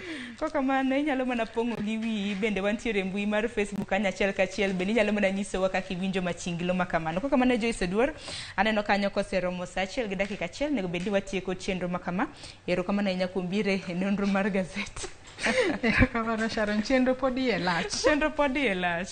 Koko mano nyakwara Ramogi kanye makelowa e giko mar nonro mar gazet. Gazet momori e kinde mano The Daily Nation gi The Standard dhi nyiewo. Parno diche makawuono bende keni chieng' tich abich. Gazede gi bende nitiere gi iti gazet maiye. Daily Nation nitiere gi mano mong'ere gi kaka DN2, Standard nitiere gi The Pulse. Bende johera mag weche tuke mag ohala bende weche mag ohala weche mag tuke nitiere e gazede makamage. Koko mano gisani yena mar mondo miaka wiyo matena mabiro en twak mokwonge chenro mar rupenya twak mabende dhi baga kod nyawadwa Cleophas Oluoch. Kik dhi mabor.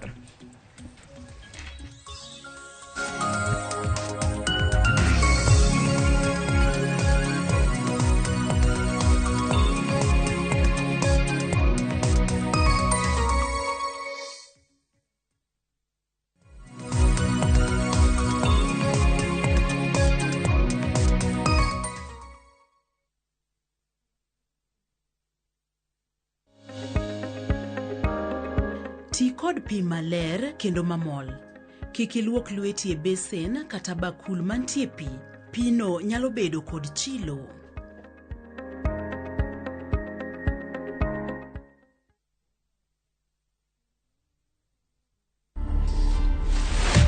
Hello, my name is Rahama Mathamia and I am the current Miss England 2021/2022. When I won, there were a lot of people that were upset. Because it just didn't make any sense. You don't look at me and think I'm representing that nation. I was telling my family, it's nice to see yourself in your own people. But when I get Swahili, you understand, and they understand the culture, the heritage, nakula chapati, na stew. I'm British, but I'm also Kenyan. To watch this story and more, download the Citizen Digital app today. Kenya's #1 app, Citizen Digital.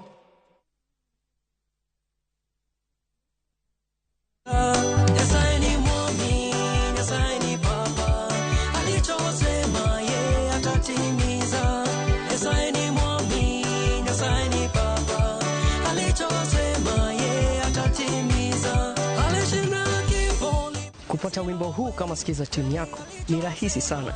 Bonyeza *811 *344#. Kumbuka, sikiza na Citizen ni nyumbani kwa wasanii wote.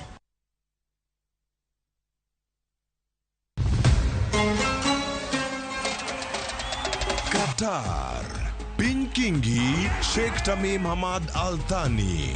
Timbe Pradek Gario rakore ka wenge gi giketo e okombe adhula mar nyadhi e piny mangima. World Cup. Obiro bedo tim mar Brazil, France, kose achiel kuom pinje Afrika ema biro kelo okombe no kuom thuolo mokwongo. Adhula ogoyo tach. Kete mana e kuku World Cup, wuok tich nyaka tich abich. Saa 7:30 odiechieng' e Ramogi TV, Citizen Digital to kod View Sasa.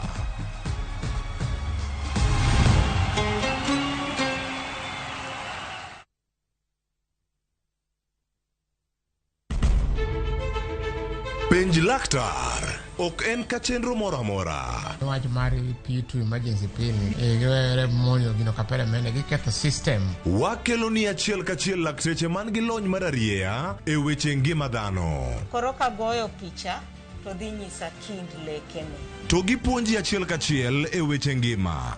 Kelo malit ne masongo adhia very good. Riuri gi Ruth Otieno, wuok tich nyaka tich abich, chakre saa 12 odhiambo, onono tiend weche kowuok kuom laktar. Osomo oteni. Namba mar SMS en 23600 en penj laktar. Kendo kawo simbi. Wadhi kawa simbe, jowinjowa, jonenowa. Mana e Ramogi TV.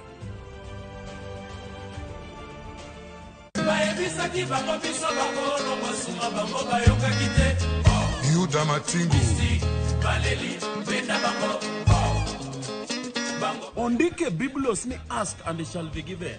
Ni knock and the door shall be opened. Request and it shall be given.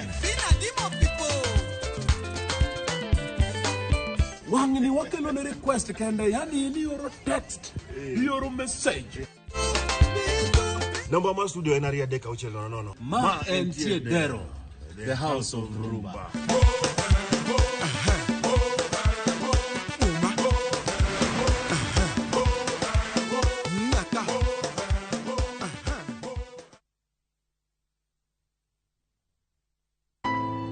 Wuond kod andhoga timore pile ka pile, to joma onge ketho ema hinyore ahinya.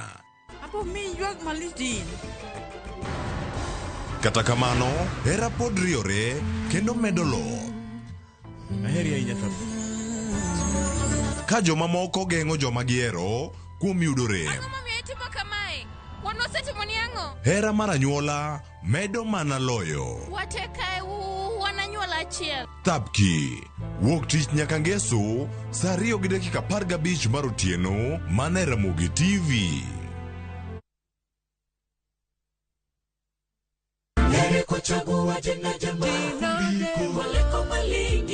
Ging'wono mar Nyasaye manyisore e ngimawa kinde ka kinde. Ber ka waduoko ne erokamano kod pak. Ma watimo sabato ka sabato chakre saa 2 mar okinyi. Yud gweth kod ngima manyien kuom Kristo kokalo kuom puonj koa kuom jotich Nyasaye. Sikie lamo, nyis Ruoth Jehova Nyasaye entie gi duoko maber ne ngimani. E chenro mar Injili ngima e Ramogi TV.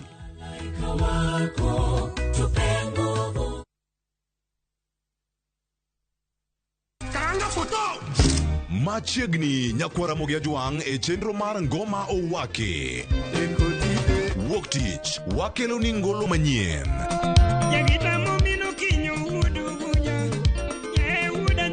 Tich ariyo Ras Reggae Owake. Tich adek en odiochieng' mar twak gi jothumbe. Tich ang'wen kama nene waterie ngolo machon. Tich abich Sukus Owake. Kete manaka kod Papa Vic. Ngoma Owake wuok tich nyaka tich abich saa 10:15 odhiambo nyaka saa 12.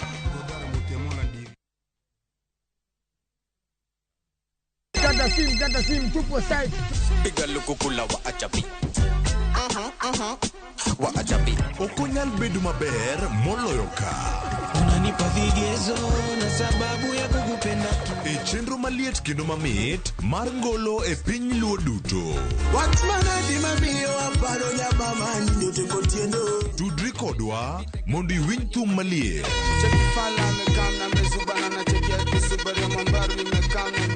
Miel manyasani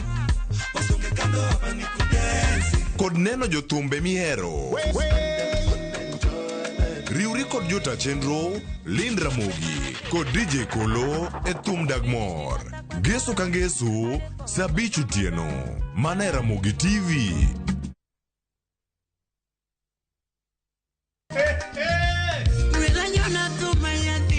Ma en chenro mar usiku sako. Wachoro thum mar benga gi ohangla kabiro komakore. Ahero nyako mahero makata onge. Nyayudo e mbui mar Facebook, Instagram, Twitter @RamogiTV #RamogiNight. Inube idalawa kanyasoro dalawa. Inube idalawa kanyasoro dalawa. Mitmaratari wawacho ni mitasali pekmeli. Watio matek jokanyana. Nyando atinyaka milambo.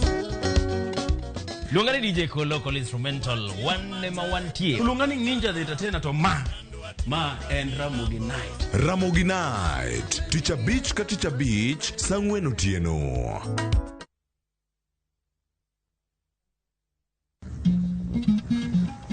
Oganda en kitgi. Joluo bende wan gi kitwa. Wakelo ni luo kitwa gi timbewa. E chenro mar 111 ngeso ka ngeso saa 1:45 mar otieno gi Rabala Kwasi Owad gi Rajabu.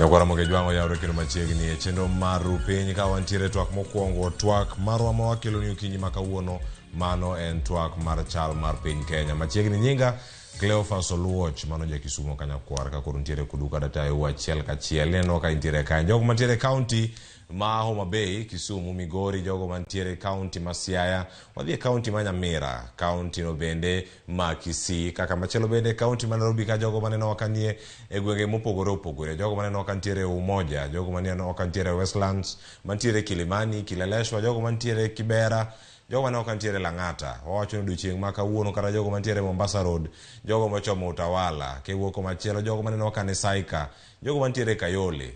Wacho ni Umoja ina kogi Umoja 1, 2 nyaka 3 ka itieko gi duto ichopo kama koro ichope chuny boma kar kacha. Ntiere johera mag RamogiTV kama gine RamogiTV okinyi nyaka otieno mago e gwenge go ma Odion, mano mantiere bu Nairobi kae gi Afya Center, jogo maneno kantiere Country Bus. Koro ok ni machiegni cheno ni en maru piny kama untiere wagunero kamane nyamar bedo kodwa kamora mora ma intiere ni mar dushi ma kawuono wada mana koni ni gik mage ma wamiyo pek kendo mage ma bende wabedo ka waluwo. To nyakora moge jwang mondo mi bed kod ng'eyo e chal mar piny Kenya. Warango wechego mag siasa, wechego moketenre kod ngima dhano, kama chielo pek mar ngima mantiere oro mar piny Kenya masani koro wayudo kendo oganda mathoth bende kale pek. Odiochieng' ma kawuono darango ni chik bende wacha ng'o kotenre gigi duto ka odiochieng' ma kawuono dhi bedo kod thuolo mag timo twak mopogore opogore kod jolony kachiel kod jonon weche mag siasa. In kama intiere, mage momori, mage ma ok omori e chenro gi duto, gigo mosebedo ka timore, mano are wacho ni are ne juma chakre. Ka chieng' tich abich warango gi duto to waketo gi e pim to wacho ni kama adiere kako ne gitime koso oyo. E kinde ma oro koro kwako piny Kenya, bende gima nyaka wapar ni romo magalamoro dhi nyime pinyno mar Egypt.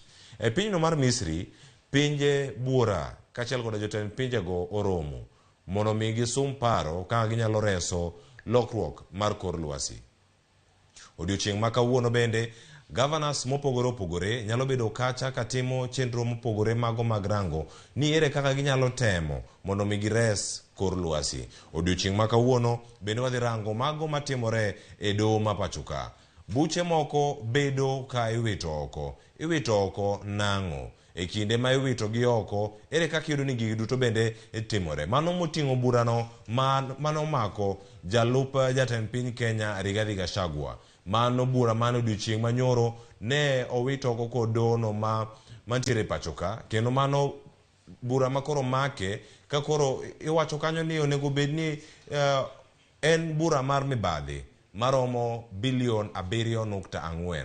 Mano bura makoro wito oko. En ranyisi machalo nade? Wantiere kodi kachiel nyakora Ramogi jwag mondo mi wakoni gigi duto kaka gimedo mana timore achiel kachiel. Ka wawuok mano mar Gachagua, waringo bende waranga ni kar tiegruok mano mar kambino mar rech kama gintiere kar kacha. Ere kaka ineno ni adieri otimgi e yo moro makare. Tiegruok makamano lendo milome mano wuok kuom jatend piny Kenya mano kano romo kod ten migepe mago jotend migepe mopogore opogore odiochieng'no manyoro. Odhi kelo ber mane ne jodak e kaunti ma Kaluo, moko bende ka irango gi mago mawuok e alwora mar Nam Lolwe. Odiochieng' ma kawuono bende wadhi goyo tarubini e od bura waranga ne ni nyaka sani gik mage manyalo bedo ni timore e od bura kacha. Koro giwacho ni gibandho CDF ni konyo gi gang'o. Kamachielo bende wadarango ni laro lemo ni mar Iyala. Jod bura mar Iyala gi gino tiji gin gang'o.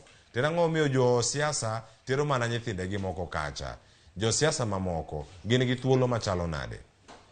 Wantiere kodi bende ka wadarango goruok mane mantiere kind Azimio. Odhi bedo pogruok kind Azimio la umoja dhi pogore e yo machalo nade. Ni mar kar kacha wadhi neno ni duond bura mar ODM kod mano bende mar Jubilee. Ka Jubilee wacho ni koro ok oketgi kendo gionge ei chenro moro amora e od bura kacha ahinya mano e komiti no mano mar Public Service Parliamentary Service Commission kama nitiere kar kacha. Ere kaka gigi duto bende rango ni timore e yo moro makare. Ka wawuok kacha buchnek matudo apisas ochiko mago mag kidienjno mano wuo oko kod jatend piny Kenya mano dwe mokalo mano mar SSU. Gin bende gik mage magisebedo kacha ka gitimo. Bura margi nyaka sani gima wang'eyo nyakora Ramogi jwang' en ni chenro duto kaka dhi nitiere achiel makoro sano sewe kod rabun maromo Sh500,000. Kamachielo moko bende koro ter e kar timo nonro mondo mi ochok nonro margi mano mong'ere kaka DNA mondo ranga dieri ni bende gigo mochoki keto gi e kar masira mane otimore. Mano ka otenore kod mako iwacho ni teko negi teko jopiny India ariyo kod dereba margi magi iwacho ni mano nokelo nek magalagala mag jok makamago. Nyakora Ramogi jwang' ang'wa tieko kod chikno mano ma Homa Bay makoro bende osekalo mano chikno mar alwora. Arwaki machiegni chenro en mar Rupiny Nyinga Cleophas Soloch kaka nasekoni tudri kodwa e mbui moro mar Facebook RamogiTV, YouTube RamogiTV, SMS line marwa wayawo kiyore kato wadhi some en 236 Tudi koda bende Cleophas Soloch e Facebook page mara mondo ubed kod ng'eyo ni chenro watayo e yo machalo nade. Gigi ok dwa tim kendwa, wantiere kae kod jolony ma wigi otimo jera gida nonwa siasa gigo matimore gimoko bende ma gin gi paro mopogore mosebedo ka timore kopogore kod siasa. Kochako sani wadhi bedo kae kod jonon siasa ariyo yawuot Luo matuklu mano wadachako kanyo kod Tom Nduku machiegni. Erokamano. Tom Nduku en janon weche siasa. Odiochieng' ma kawuono bende odhi miyowa lony mare kotenore kod nonro ma itimo mopogore opogore. Weche mag timo nonro ka irango ni neno bende yudore e yo moro makare. Itimo gi yo machalo nade. Bura makoro osewito oko mar Rigathi Gachagua. Gino mane doho wacho en gi paro mane kotenore kod mano kachiel kod buchnek mamako apisas ochiko mag SSU badeno ma bende koro ne owit oko kata mane wuo oko kod jatend piny Kenya William Ruto. Kamachielo antiere kod janon weche siasa ma bende osebedo e chenro mopogore opogore mag Ramogi TV weche manyien e kinde mathoth ka idhi ire mano Nelson Osiemo machiegni. Erokamano. Wadarango kendo wadanono dongruok mabiro kaluo ere kaka gidhi konyowa. Jod bura sani koro bago gilieko ne ginyalo ng'anyo e chenro mekgi mag tuo ka gibandho CDF. Mane kamang bende ang wayude pach gotenro magu bege mag Iala laro komno mar Iala ochomo kama chalo nade kachiel kod amaka bende pogruok e kind Azimio e kind duond buche mantiere Azimio la moja tainya Azimio koting'o ODM kod mano mara Jubilee gichomo kama chalo nade to gintiere gi pek mag nyakora Ramogi Jwang. Koro wachako to mondo mi wachaki de waer mar winjo gima ne do wacho odiochieng' manyoro mano jayal buche mantiere do ma Kiambu mano mantiere Kahawa kendo koro Diana Mochache nyoro nochiwo ng'eto mare mano kapok ochopo mar Diana Mochache ang'warang mar jalup jatend piny Kenya mano Rigathi Gachagua kane bura matude kod mibadhi ne owito oko mane bura mantiere karkacha ka koro DPP Nurdin Haji bende koro ne oseketo chenro mopogore opogore kata kane oseyudo kwayo do bende osedo kwayo makamano ni mondo burano owito oko ne okawe e yo machalo nade pach jopiny bende ntiere ne wasewinjogi sani wawinyane gima ne do wacho kotendore kod wach makama.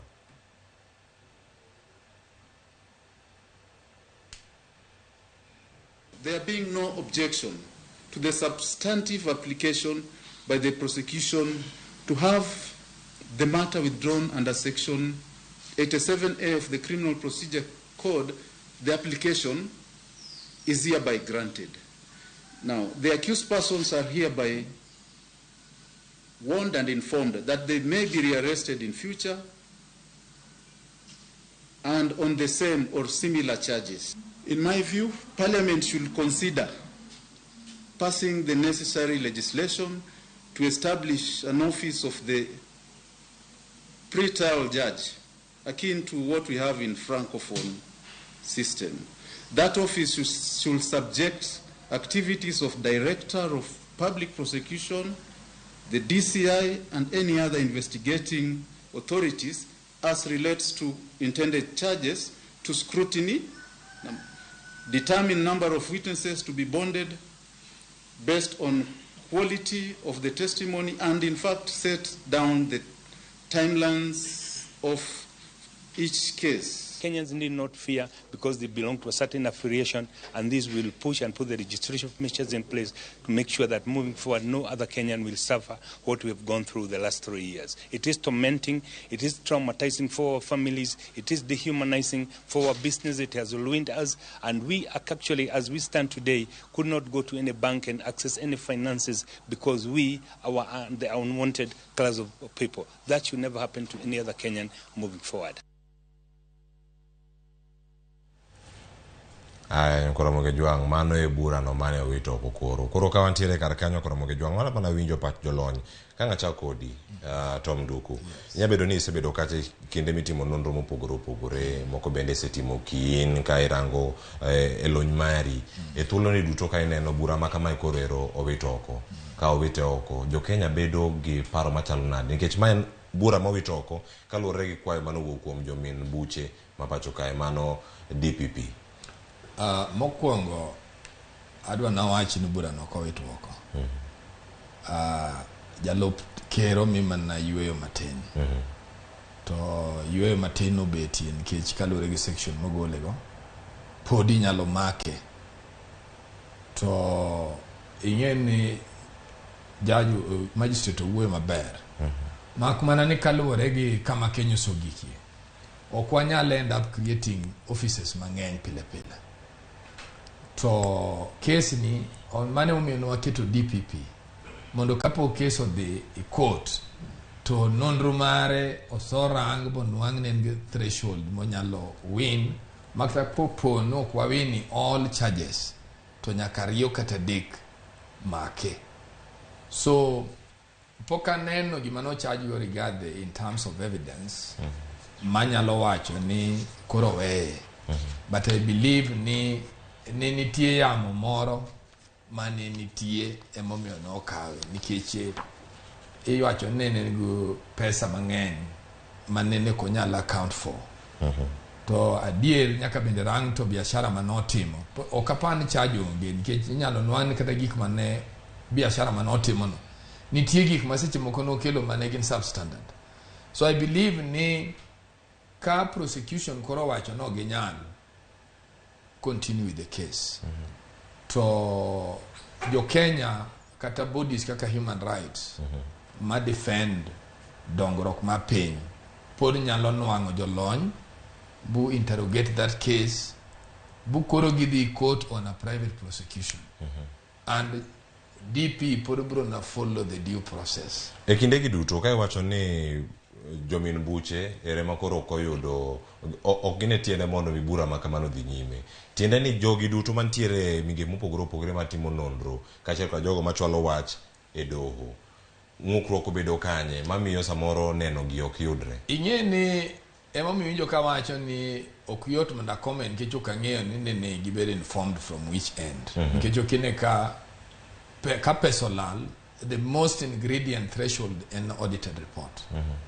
To okwaso ng'en audit report manene dubed ni auditor machon nogolo huko kod masani ogolo over the same biashara manotimi gip mag sirkal makodo ne mako deputy president. Negi wachang'o kech mano should have been informed opinion. Iwinja. To emomiyo winjo ka wacho ni police nikech nya neno kaka ng'ama ne ayo nye submit court.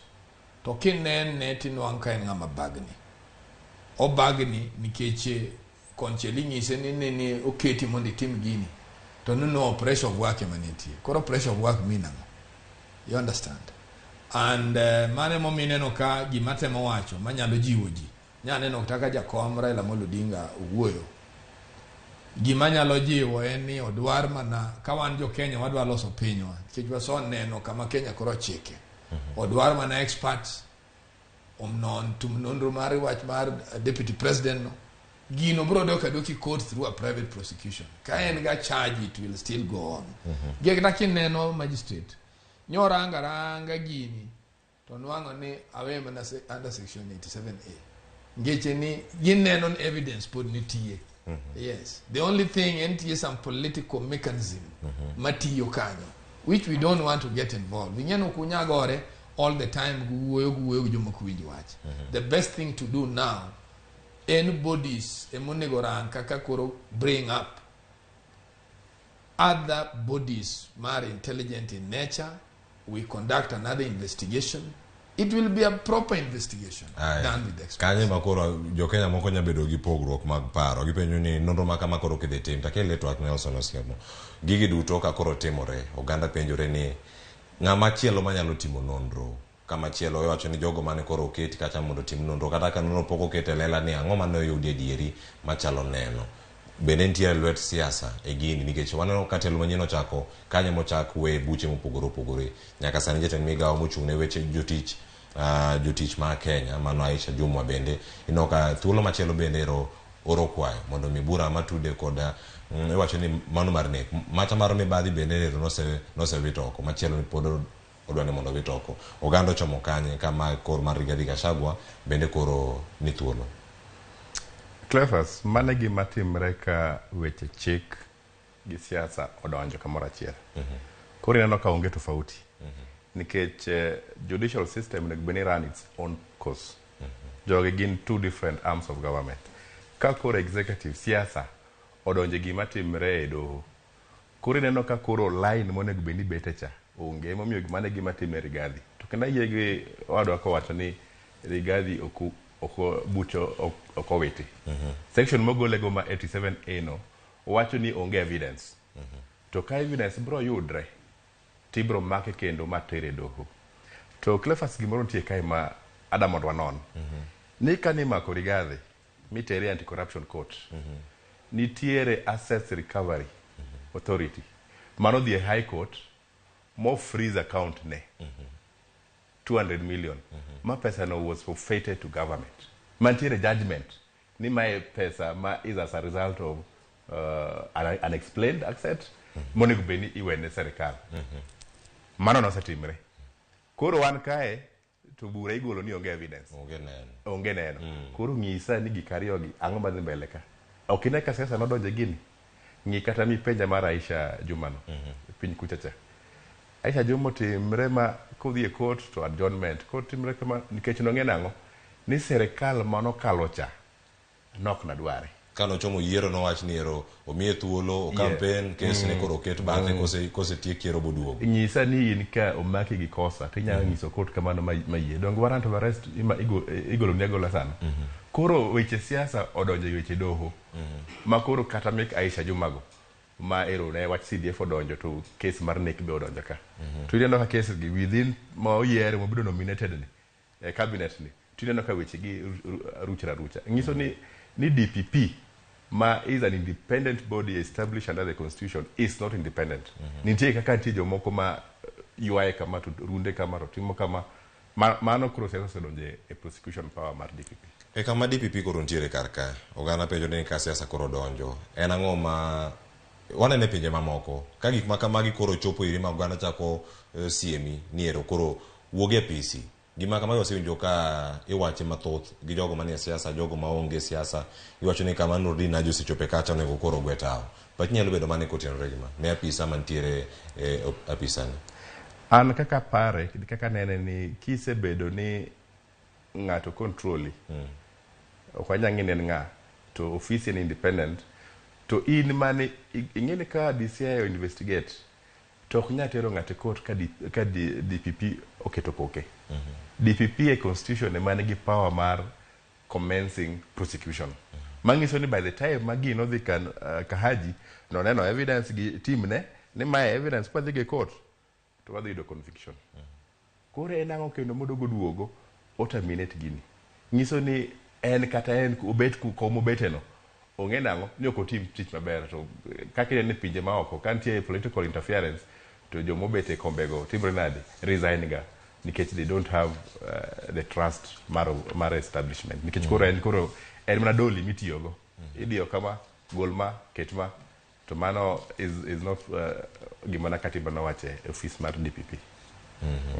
E thuolo gi duto oganda bende dhi nyime to wacho kanyo mana kaka gima ne osemo wacho kanyo aken penyalo bedo mane ma opogore ni mari wacho kanyo ni nonro kotim neno onge mano kalure gi bura moketo oko e kinde ma omenda makamagi ka gintiere omenda ma koro yudi asset recovery ka koro ka ne otema Rigathi Gachagua omenda ma ntie moko manolorne makoro no thuolo mar tiyogo mano ok neno manyalo tigo e doho koso neno machalo nade mimanyo mondo mibura mamako ng'ato motegno inyalo wachne dieri ng'at mane chilo mar mibadhi mieno neno makama oyudi matude kod mibadhi ni ketho machalo kama to tweye mondo oganda jo Kenya moko oyud puonj ka wuok kanyo ni dieri kitimo marach onego bed ni tweyi ka omenda moko nitie moko inyapi lero kuma wuoke nitie gimoro manyaka tim ni mondo mi ibedi ing'en mane momiyo awacho ni kaka ng'ama jatim nonro nenre ni nitie gima DPP ok otimo nikech kata court no nego process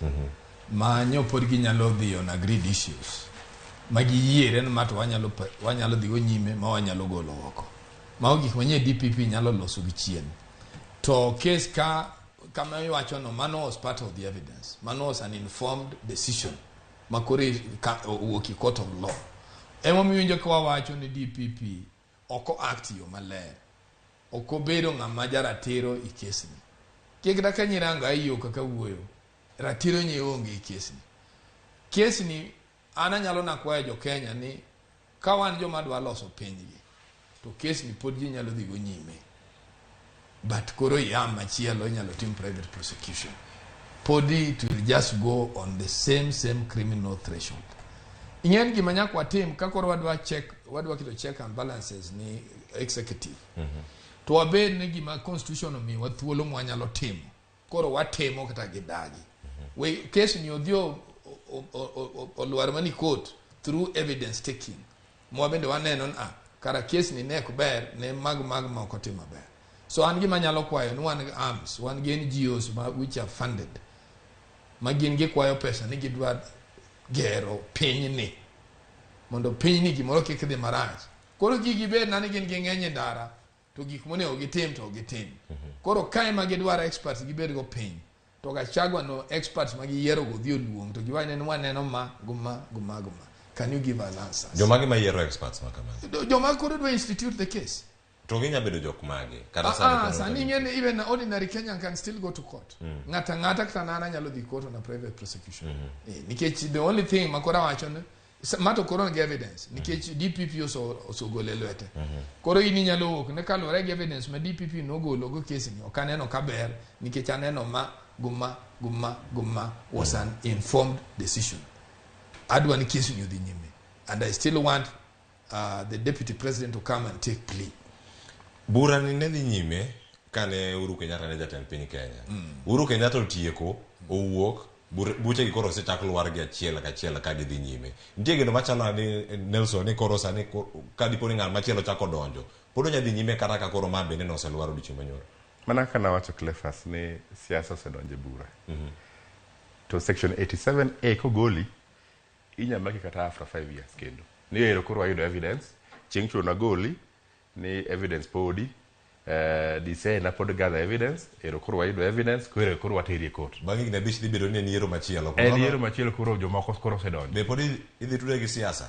Ne waro otimre mana bang' thuolo mag higni 5. Wach koro mano ka dipo notimre mano kuom ranyisi mane chiwo ni kata ko kawo bang' higni 5. Telo machielo donjo nono ka Rigathi Gachagua chako maki gi bura mano wite go koni. Mane matemo ng'isi ni siasa ok ber ka donje gik mantie court. Nikech jogi no mak ndalo president Uhuru Kenyatta. To erigologi ni onge evidence time mar president William Ruto. Mano temo ng'isi nango. To kaka wada bo wacho ni ani it doesn't stop from there. Inya kawo gimilo ni private prosecution. Midoge doho mi wacho ni this is the stake I have. Kaka wacho spirited Kenyans nyalo dhi court ni mae ka evidence bo asegather gini no gol kama koro wada mondo gino timre kama. But kaka idogi penjono ni anytime nikech under section 87A kogoli igoli man nikech evidence onge. Lakini ok ni goli ni koro case oruch ma file weyo. Kaka na evidence dogo yudre chieng' moro te ibro maki go kendo. Koro Ramogi nya bedo puonj kuom in bende okinyi ma intiere ka nya bedo ni ochung nikech neno onge neno koyudre pod mana maki mana kaka ne jayal buche bende no osewacho odiochieng' manyoro kokono Rigathi Gachagua kata kodoko ni koro iketo bura no bathe mano nyis ni ok nyal make inyalo make kata bende inyalo tuwe ponono ka oyude neno mathoth ka tude koda mibadhi wacho ni bilion 7.4 ponono ka ntiere mamoko bende gichomo kama chalo nade mago gik mantiere kar Kenya koro Ramogi jwang' to dano rak mana mapiyo nikech chal mar piny Kenya nitiere gik moko mathoth en ber ne jo Kisumu e kaunti ma Kisumu kar tiegruok koro piny owacho ne opuodho chenro mar gero kachiel koda ka chuogo kar tiegruok no mako dilong kanyo ni Kabonyo Fisheries and Aquaculture Service Training Center odiochieng' manyoro bang' romo makamano ka koro oganda bedo kod ng'eyo ni ma en romo mokwongo ma jatend piny Kenya koda piny owacho mare mano moting'o jotend migepe meke maber ni moko ka onge kata kamago nitie ber mopogore opogore mana kaka daneno e wang' jowi mari kanyo mano motenore kod Kabonyo ote ma kamae kane uyudo mano kotenore kod ma en dongruok ma kod wach kele ka luo nikech kacha mantiere gi dho wath mar nam Lolwe en ber machalane modhi kelo nikech kacha nitiere koro tiegruok ohala dhi bedo nade kachiel koda ka tiyo kod gigwa mag lupo kachiel koda tiegruok mamoko ma dhi wuok ka tiegruok machalo kamae. Ing'e ni en idea maber but wan tie gik manyawa dwaro mapiyo piyo. Kaka mage mama no kochuna ene obi mang'wech en no nyalo biro nikech jonge ji somo wach mare even before people have been going to colleges and one gima nyawa dwaro en opening up trade wabedo joma not monopolize nikech no encourage rech ng'en te Kisumu molo Nairobi kai kori penjri into oaga kuni ma wane mwane dho nam nikech onigi nyie very cheaply kai ni dho nam than kinyie kinwoko to problem osobeti nikech kane gi yawo dams ne kwa identify into species magema waketi dam minyano anka gigi bende kethonwa rech kirango cages no yawe nam to ko yaw gi nam tie basis ko chopo kamoro makoro wawacho rech ma nyalo biro naturally chando lal makoro wachako keto cages iwinjo kori no anka jo kosobedo ka an good their money and again one go problem mar territorial boundary bende gujo Uganda and what have you. Meanwhile, kajo wamangenya are being frustrated even if you man kokoni. Minyano anka president nyalagiu rene pito marwa to rech to mari. Kech gin kuonde magi suspect rech nyuoli kucha. Koro gimanya president otimo kata kapok nyotimo magi. One wadwaro coolants. Wadwaro refrigerators idho nam. Mane gima koger ka ng'eno tieko anything minyalo wach. Mago kogero nwasani bo ochiegu ni Migori. Bogi Kisumu wale Usenge. Mano timo nwa something better because those people can be able to form cooperatives. Korin bishua nerei inyalo kan kata kimaki gotieno. Bukendo king podo gold value for the money. Seche moke nwa kajo gi nwango rech to gi usa to throw a price nikech koro kaka gi kana. Omiyo magi gik mako loso nwa mokwongo. Tae koro colleges go won odhi do nam kacha to rang ni joma lopoka. What is their education? Ingen ni seche moko ajo gano kinyal bedo ni dwa fomo gimoro for the sake of pleasing the people nyaki kaw data. Nto joma lopo gi. Nikech jo kande osebedo ka lopo mamoko bende gin joko mabe ok odhi school. And they have acquired knowledge. First of all, you need to learn from them. Eki began informed decision. Kora ki gero college maji dhi donje. Okoni joma dhi donje gin joma dhi rwako dashboard. Oni ger college ma joma dhi donje donjo nyaki pi. Bugol rech no bubigo oko. So nitie gimoro ma Kenya osebedo ka luska. Samidwa in investigation gimi kuongi timo ikuongi adapt jok midwa ga deal with that population. Kora ana nyalo kwa president ni gima nyodo kuongo timo was to go idho nam ka jabo kuongo dwar population ka buwogo. On wanto jogi academic standard mane magino. To knowledge mane magino so akwa ipika my koro dwaro no mondo impact. I wach masomo. Kora ka syllabus idhi tigoro. In the meantime, trade to the nyime. Koro, gik mana paro is a good idea, but President Oyawe odogi chien back. Nikech waduto wachamo rech, to waduto wanjo lopo. Waduto wauso rech, to waduto wanjo lopo. To ng'ama golo rech pi, en ng'at ma omo recha. Ene mong'eyo kata sama ka gidhiye to ginwang'o rech. Gine ma ging'eyo sama ka gidhiye to rech no onge. So you need to capture that. That one you cannot bring somebody more from outside the Geron college. You go from the college, not the song. You need to get an informed opinion from those people on the ground. Then now you build up a syllabus. Maketagi to keta nyakabe jomidu harawako from the school. Ma en chenro ma piny owacho biro go mana thuolo machuok dwe wacho mo dwe mar ariyo ero koro bedo kacha karumo ka warango kacha no chao ma dwe no mara era chien kanyo kano se tieko ma thuolo mokwongo wange mabeno se die county ma Homa Bay kendo se duogo kosi osengo ni chako biro dok wano ka chenro mag dongruok ma kamagi koro okel jo obed gi gik machalo nade Nelson mara rwako dongruoge machalo kamagi kaluo nyalo bedo ni otime nikech siasa mondo nene dieri jogi okwawe gi oko gintiere ka uruma nikech wako sebedo kacha ni kata ten migepe kacha en mana ng'ata achiel kende ma jaluo mane lido walo machielo mane opuodhgi mago yogoro mongirore bende kacha ntiere ji adek machiel wuok kacha Nyamira ka irango kaunti ma Kisumo Kombodo kaunti ma Homa Bay kacha ntiere Reyo Molo chenro gi duto en mar berruok e nyim jopiny kose en moro madiere nyalo wacho ni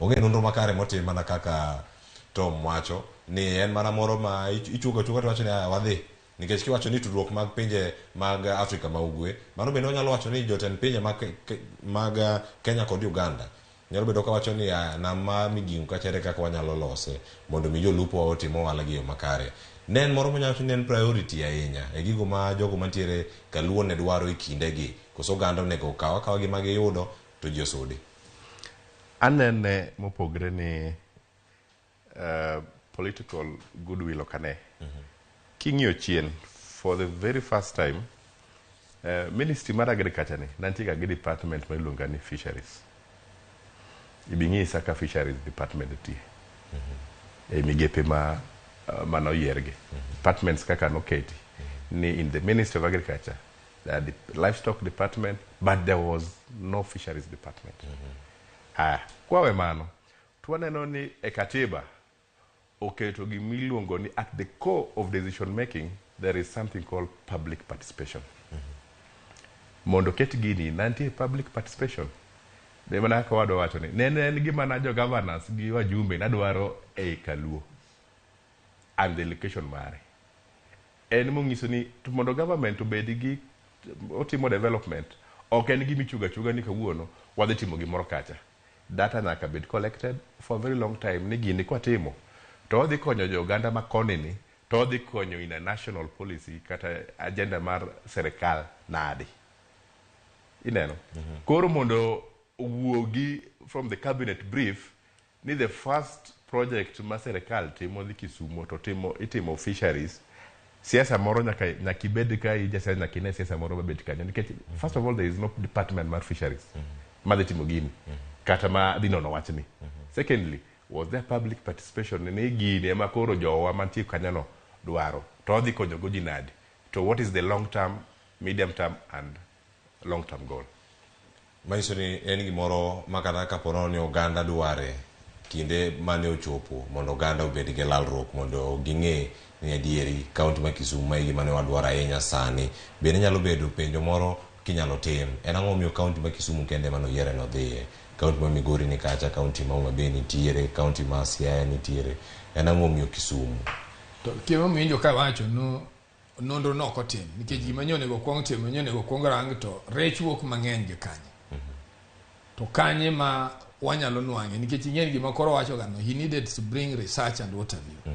To onego penjre mokwongo rech gi nitie rech mwanyalo introduce kose rech ito nyuolre kende and we get species on the in their birth rate.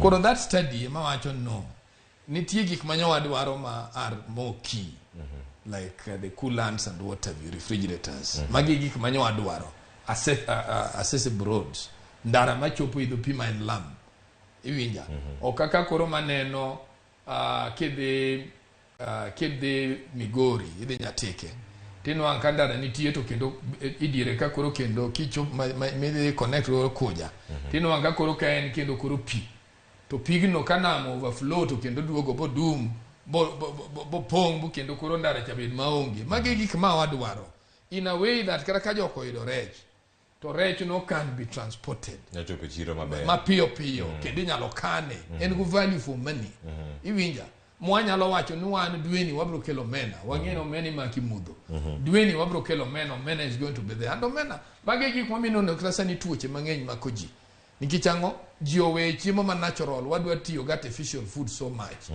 to emo mi winjo ka pingo kata gik makaka cage mokiti namka gikane ko timo with the permission ma joluo nitie jok ma yudo value nitie joma nyithigi somo go pigno omiyo wach ma Kisumu is good but how will Homa Bay develop?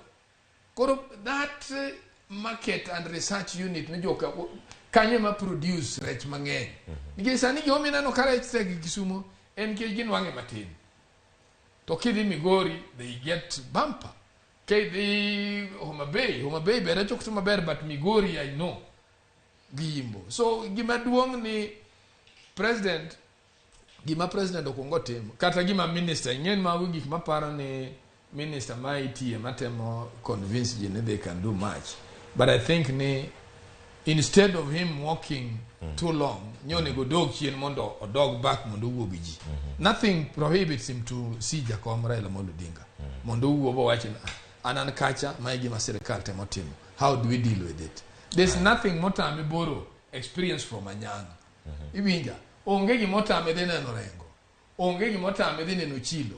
You understand? Kopil nen koro gini cabinet onyal na tiyo kende. Then you will find ni gike go timo to gini hewa. Joluo ka appreciate you. Aye.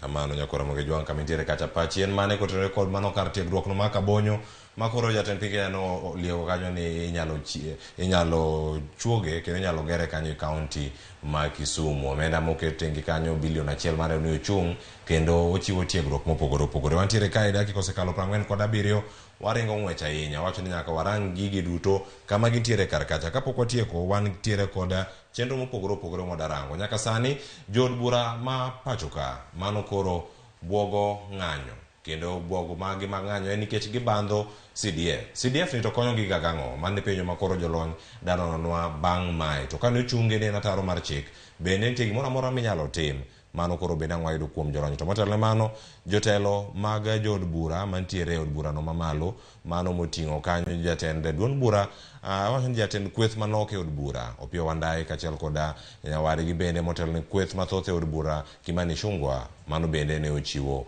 pachgi kotenore koda wach mar CDF. Would have been in order to ask you, Mr. Speaker, that this matter be directed to the leader of majority, that he engages with the executive, and in particular the cabinet secretary responsible for national treasury, by next week at the very latest, to make an equivocal undertaking as to when the first disbursements of the NGCDF funds are going to hit the accounts of the respective constituencies.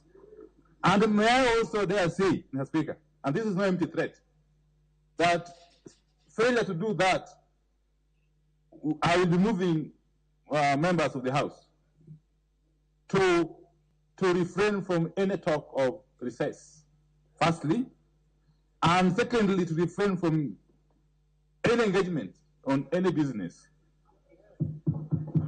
not until and unless NGCDF funds are disbursed. There's absolutely no reason why the National Treasury should not be disbursing our CDF, and I will indeed, as soon as, before even the House rises, I will engage with the Cabinet Secretary so that before we even consider breaking for recess, we have both NGCDF and GAF and all other monies, even those that pertain to our county governments, being disbursed to our county so that government may start functioning in earnest, including NGCDF and all the other affirmative funds. Nyakora Ramogi juang ka koro gintiere kar kacha gima nyako nyaka sani ni mano doho maduong' mogik ema osegolo chik machalo kamano.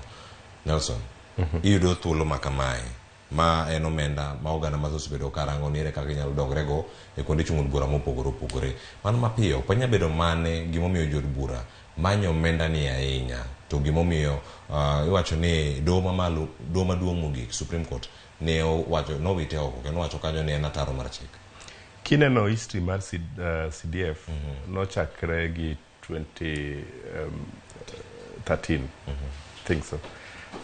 To nochakre kapok nonge gimiluongo ni county governments. Koro at that time, members of parliament nigi 3 roles kende. Gi oversight the government, gitimo legislation, gitimo representation. Koro nochopo koro kuma koro these roles the county government, moko makoro timo executive mandate mek jopiny. Ma pesa dhi county government to timo projects ne jopiny. Koro Supreme Court cannot biro modogo wacho nyocha ni CDF is unconstitutional, notemo Supreme Court natemo baro kendo natemo wacho nango ni that role mar miyo wajumbe pesa mondo gidongre go piny, mano role ma wajumbe ok onego bed ni bedogo. To CDF to osekonyo jopiny, osetimo scholarship, josepuonjo gi CDF, josetimo gik mang'eny. And my recommendation ni jogi obed piny mondo ng'ere kaka CDF ni, nikech osebedo declared unconstitutional, the Act of 2013, to sani wan gi Act ma 2015, but it's still the same formulation. Wajumbe obed piny ginon kaka koro CDF ni nyalo bedo maber mondo otim kendo within the constitution. Kata kiyore county government, then county koro disperse in accordance to the constituencies. But we can take that. But koro ngama the oversight MP ni gi committee ne katimo execution mandate under the CDF. Koro mane mantie problem kata. Gigo duto iwacho ni CDF nosebedo ka konyo oganda mathoth, kata kopogore gi en bedo ataro mar chik. Oganda mathoth nyaka ma koro itimo yiero ne gikia ni mane manitiere. Tiere CDF ero mano ma 2013, Act kachel koda nitie machielo ni bende mara NGCDF. To gino mantiere ni omenda mamoko ma igolo mano affirmative action funds. Moko bende onego weya kacha mondo mi okony. Machiegni bende nitie Senate oversight fund ma bende jatend piny Kenya ne olieko ni onego bed ni bedo. Omenda ma kamagi chopo, oganda onego bed ni yudo dongruok kawuok kuomgi. Mano mana lokruoge mopogore opogore. Jood bura ero koro chano bago ng'anyo kata weyo twak e od bura mano kapok gidhi yweyo margi. gimane monego bed ni gitimo kata gimiyo pek nikech wadhi wacho ni urango mana pesa mang'eny moloyo tich manoteru kar kacha. Aparo ni jood bura temo konchiel giwacho ni gin ema gi oversight tiendo rol gino be gidwa weyo gin ema gidwa bedo joma golo pesa.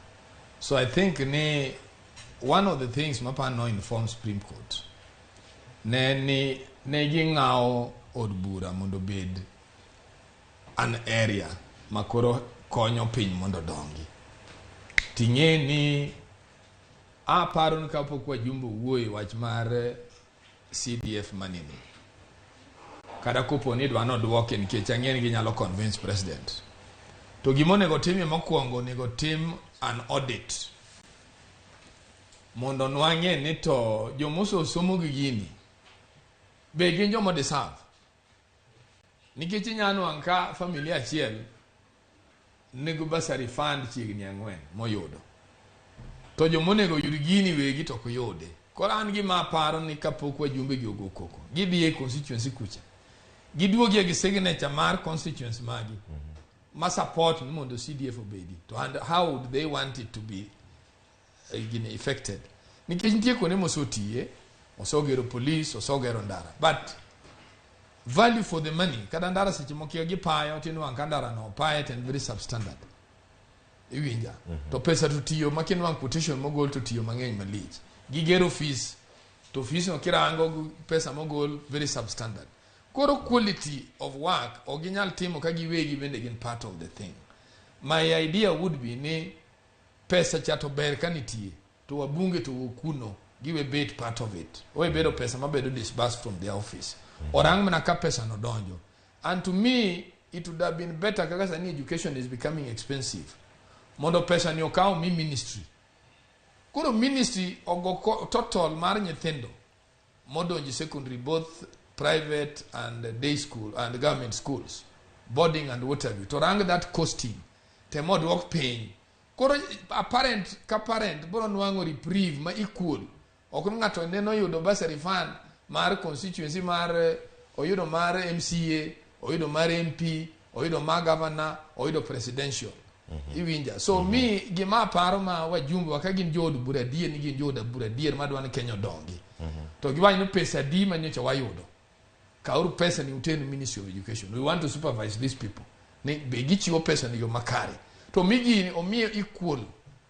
Omiye nyithindo duto unequal distribution. Koro problem manyalo bedo achiel kata riyo kata dek. Mano bedo problem mar jo gweng'no. Nikech sani wawe culture moro. Nitie jok ma osomo mane onge CDF to nopuonji ago gweng'. Nopuonji ago buche mag anyuola. Nopuonji ago wetegi. Where did this value go? Makoro sani akwadwa gik moko min yanwango kakoro a family ma min gitiyo, won gitiyo, owetene tiyo, ema yudo basari. To mage mag CDF. Yes, sani nyanwanga ngato nyathi bwana basari wuok kata na Nairobi County. To chudo nyathi mandala. Iwinja. While that dala be nitie basari. So these things nyaka tim a proper informed decision. Omi wajumbe gima wajumbe donyo wacho na sani ni gini to so time but nitie kuonde moko waso dhi maber with this decision koro wan wadong' ru oversight. Omi this money kaponen pesa mantie tana feel no nego duoke mondo warang kaka wa deal with schools. It will be more easier. Nikech nwanga simo ko list moter list kati school X. To ter nyinge mabende ghost chigni 100 ma pesa no dok. Nikech ka jogi ok chamo sara. Look at those houses ma jogi ogero. Iwinja. As an investigator, I can tell you, the range value majo kano gicham gamsara gini gicham allowance. To jomo beti CDF kanyo. The range kaka gidak. Where do they get this money? They don't do any other business. Ngeche ni inko mi pandara 20% midwoko. Kikwa be nuago jomoko to one wabende one part of that scam. Yes. Nelson.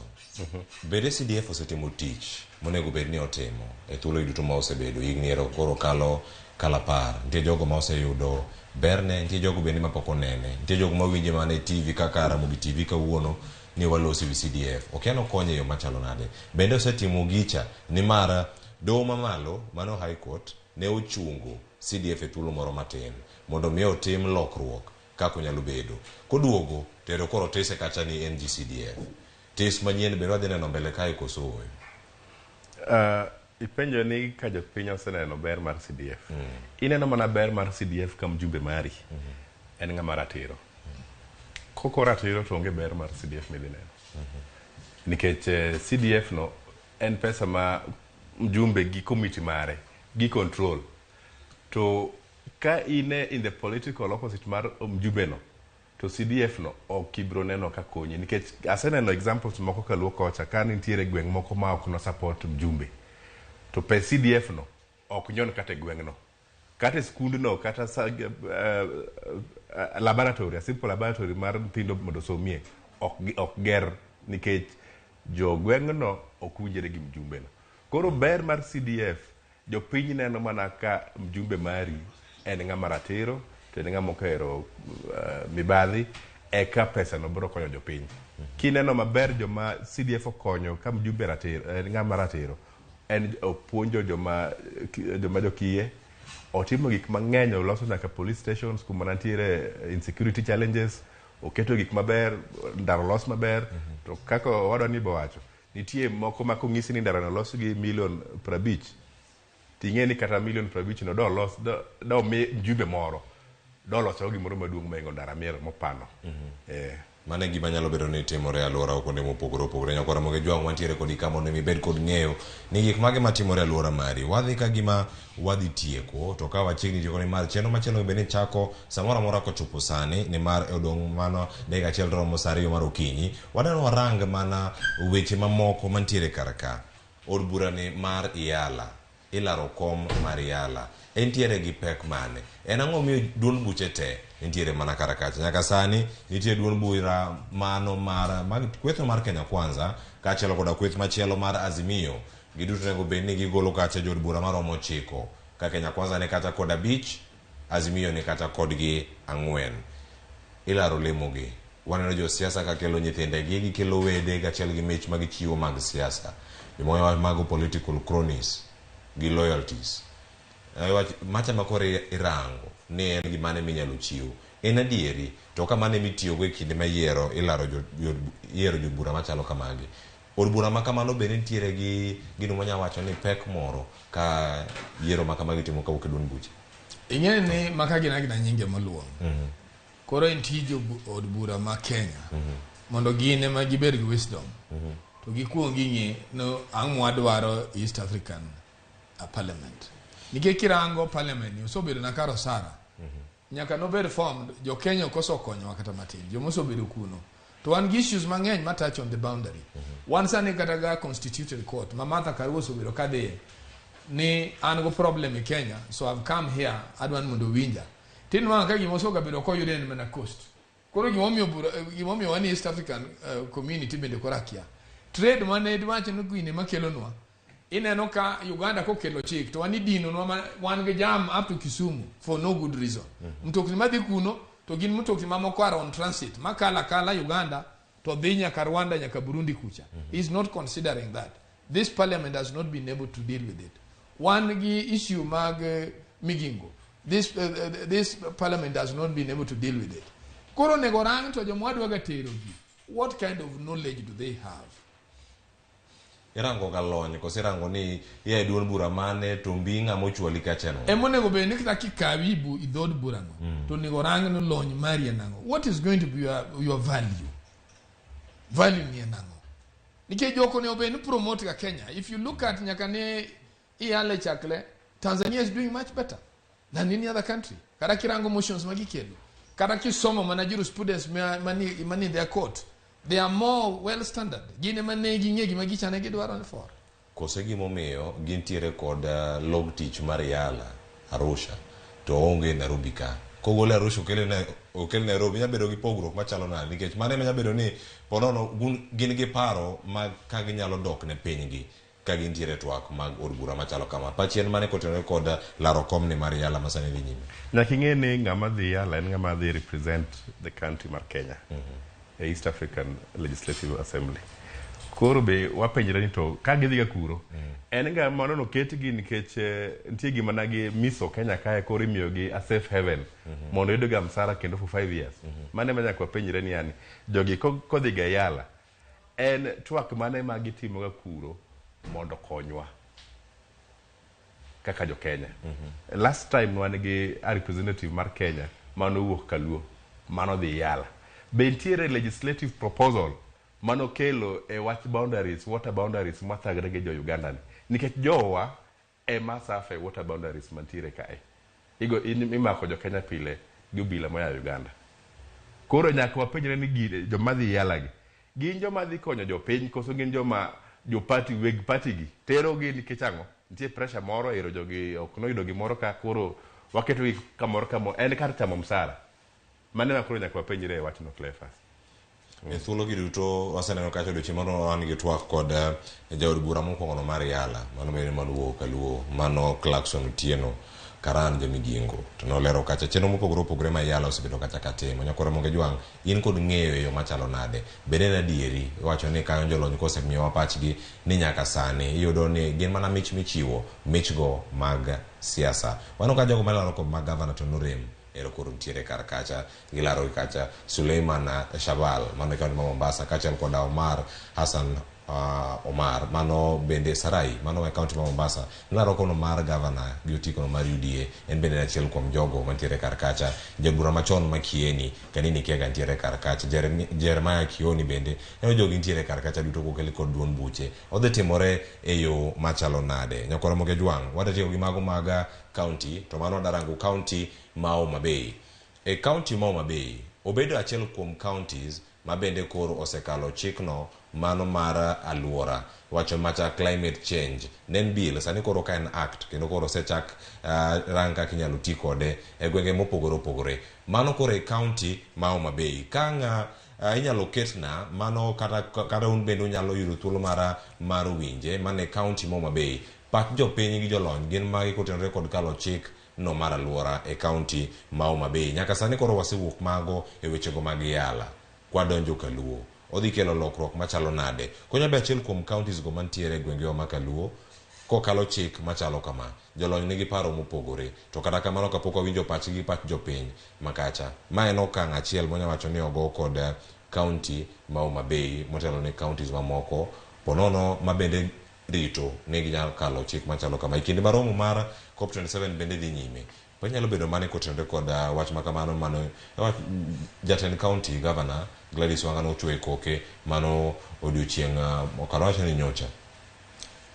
Pok asomo ingredients mar decision mar Homa Bay but I think ni wan gi need mondo wa embrace wach mar climate changes nikech okine ka kirango Kenya ne wabedo koth mang'eny 2018 2019 koth noduogo piny 2020 koth oduogo piny 2021 bende nyaka 2022 sani ting'eni jo ok relate ga gini on production kodi nwang'o ka wawegi a lot of things have happened in the air ma seche moko inwano miyo wabed affected.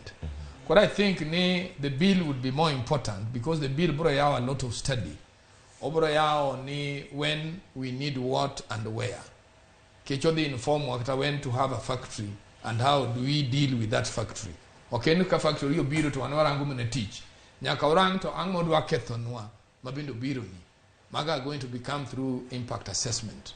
So I think na ideal maber mak mana nigi maraj yu thurwa ni magi nyiso wa ni in the next coming elections watemuri yero joma ong'eyo gima timo kada jomo dhi school man gran ng'eny moro nikech life is becoming a challenge makwa bro continue bedo go joma pass laws which they cannot pursue kata ginyal effect to bro bedo go problem ibon wango ni chik kacha to koro hinyo japiny moloyo mondo ger japiny kora paro ni the idea is good because kata kirango sani and again onego waranguru gimoro wan jothurwa mopidho yien mang'eny to nitie pes carbon mawuok. That is what that county should be doing. Neto bende omo ne joka pesa. Kech nitie pesa gi kuonde ma gikonye. Wan wango jotelo makati tim ne gima ber, pesa mabiro nono, mabende okone bed manego konya konya mano bi ogidwa nyisi kaka iyudo. Ero wach pesa do bende koro rijero kapo kabiro kuom biro sono seme kech wadhi kawa tie kwa winyane pat jopiny gi pat jolony county ma Homa Bay ni bende gikawe yo moro makare. Bill ni bende yawo yore mondo mi mwandu mabiro kata pesa mabiro mar rito alwora inyalo pogne departments te nikech ing'eyo kata kiloso barabara nyaka ing'i ni barabara miloso ni beno dhi ketho alworawa kata yore mag health mag osuptal mag thieth bende nitiere samoro bibro gitimore ma ginyalo ketho yore mag alwora. Koro bill ni gimomiyo kele kani mondo mi oyaw thuolo mondo mi pesa mabiro kata minyalo yud manyalo loso arita mar lwasi odhi e departments te mag telo mag county. Kendo bill ni gimober godo ni oketo bende oyaw yore mag tich bende na ji nikech kanye mwayude ka nitie manitiere i bill ni makoro jomoko bende nyalo yudo tich e yore go mag rito alworawa e climate change. Odi create gimiluongo ni enabling environment to fight impacts of climate change. In terms of gimoro amora mwabotim, chik ni dhi konyo county government source for funds. Kodhi e pinje maoko, kodhi ir government, to wacho ni wan gi chik makoro gayowa kaka wang'iyo alwora. Koro imiyowa pesa, to pesa no komiwa nitie chik manyisowa kaka wadwa tiyo gi pesa ni. Koro miyo kalo climate change, bedo gi climate change act ni okonyowa kabisa kaka jo county ma Homa Bay. Nikech koro sani wadhi bedo piny to identify gaps. Ang'o ma wadwa timo kwa fight climate change ni? Mar ariyo kendo wachakwa kwayo county government eni mondo wachakwa kal climate change regulation fund regulation. Wanya yudo omenda mang'eny to support developing countries in trying to keto weche maber e weche climate change. Makaka kendo ng'ama wuoyo no kendo ng'e gima wacho ni nitie pesa ma nyaka koro bi ne county ma Homa Bay mowuok climate fund madhi konyo Homa Bay county e loso weche make climate change.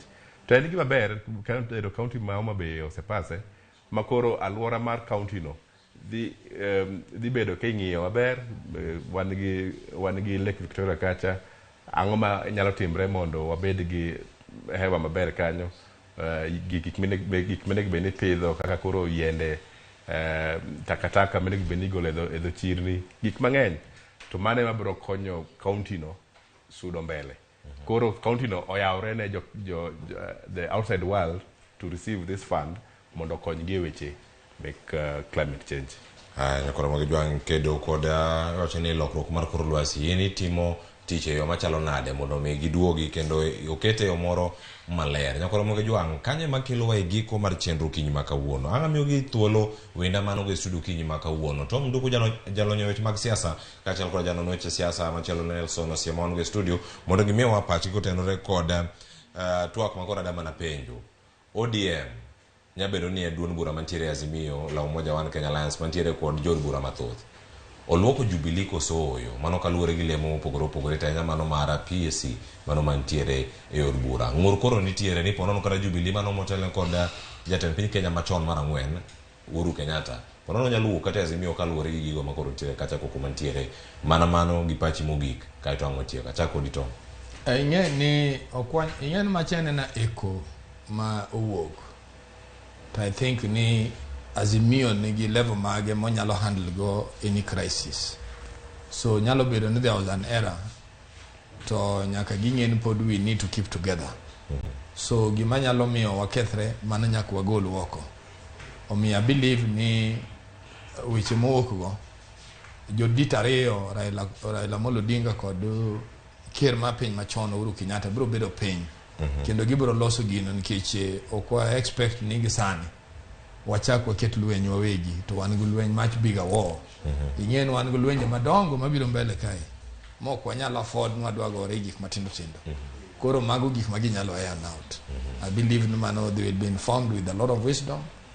Gin go committees and gi regulate seche moko ka decision gidwa make to giluonga jogi duto gibed go piny kapok that decision obedo made. Nikech nendre nitie moro ma parliament kae masani dwa bedo autonomous ahinya. Odwa no los gike ma probably ko consult the formation mar Azimio. So gibed piny mondo jo parliament ka bendo ng'eni gin kaka cha because of Azimio. Koro giti gima Azimio dwaro as opposed to gima gidwaro. Yes, koro mane gima pano ber ka gitero. Erokamano ahinya pachi mogiko tena kotwak makamano Nelson. Ma kaka nene ni Azimio en ot madoho. ji nyaka yware kama to ng'is nang'o ni gimoro maduong' osekethre. Manero koro wasome gazet ni ero jomoko ywak ni Public Parliamentary Service Commission ok oket ng'ato. To kaka siasa en nitie kuvutana nyaka bedie. Kuvutana go eme yudo lasting solution. Koro ang'eyo ni with gik ma wasome press go, at the end of the day the coalition will still remain strong mondo gi play their rightful position in the opposition. Erokamano ya Nelson Osiemo janon weche siasa kacha kutom duku ma dothuro mata kod RamogiTV kinyi ma kawuono en morwa pile ka pile ka wanono kendo kanyo weche mayeno kosekalo to koro mondo wang'inje gi matindo tindo bedo maber ahinya golo erokamano nyakoro thuolo matwa kod RamogiTV.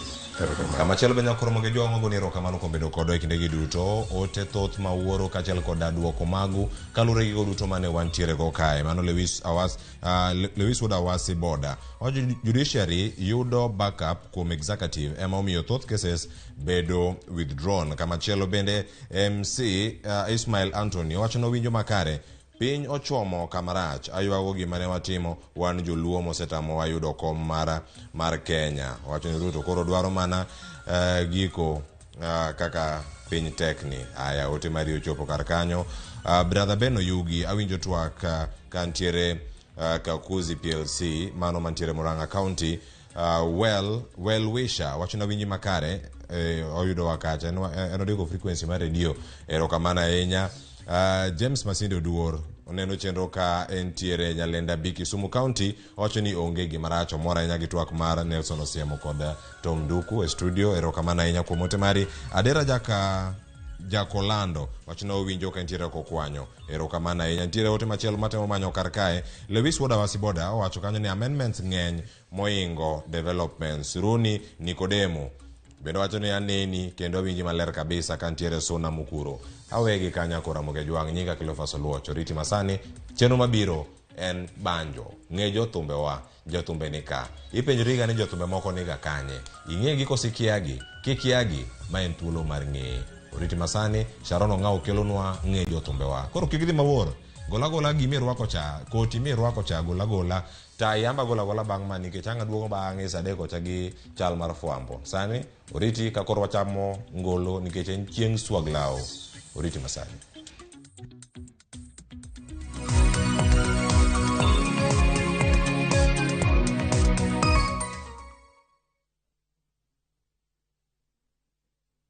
Olive Limited yango nuna Serian Ridge Phase 3 e gwenge ma Kimuka e Ngong apaya mar Ngong Suswa. Wan kod title deeds moikre, beacons mosegur, yore mapaya maber e kindgi, chiel moluoro gi te, pi, stima kendo en but skul mar sirikal kod alwora mokwe. Magi duto yudo nengo mar Sh650 kende. Lowo madirom 50 by 100 kata an 1/8 of acre. Tudri kodwa e namba mar 0704303030 mondo imak kom kata kar bet e nyasi mar yawo gi ayanga manotimre tarik 19 dwe mar 11 higani kata kidwaro timo limbe e puodho. Olive, securing tomorrow.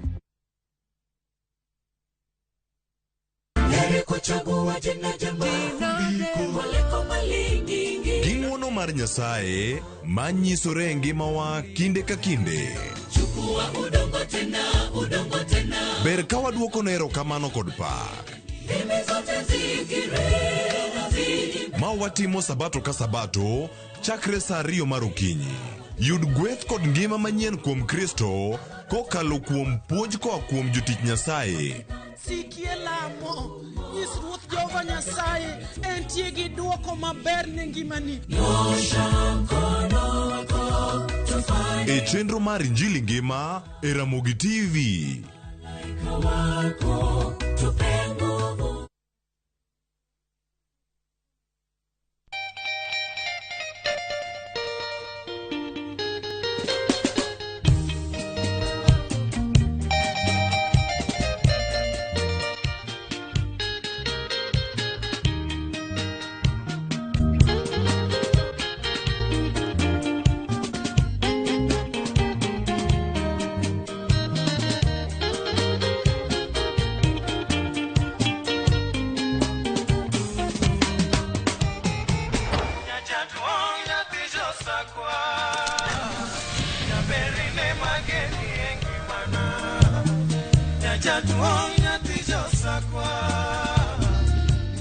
Radio Ramogi, Cartoon Jaluo. Radio Ramogi.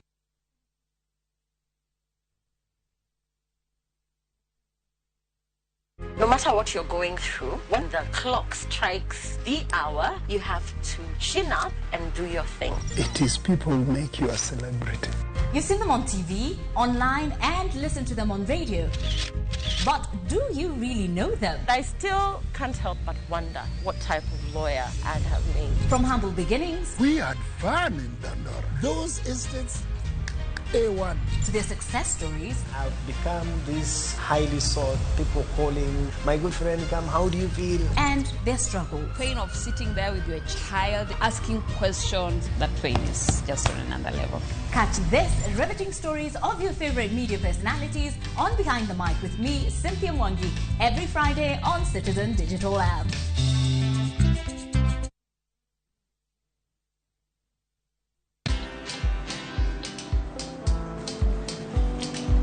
Chal nade? Chal ka gimi hum kaka ng'iyo sim gi pacha te? Kiki hum ahinya. En mana ni asebedo e story ahinya.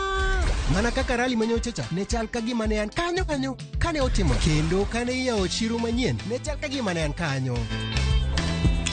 Sama ne imiyo welo mapacho ka nengo mogonyore nam chumbi ne antie. In bende inyalo bedo e story kamora mora. Download mana Citizen Digital. Bed iyo ng'ala manyime gi weche manyien ka gi tuch kod gik mamoko ka gi timore kendo opogore pacho ka kod pinje ma oko. Download Citizen Digital. Citizen Digital.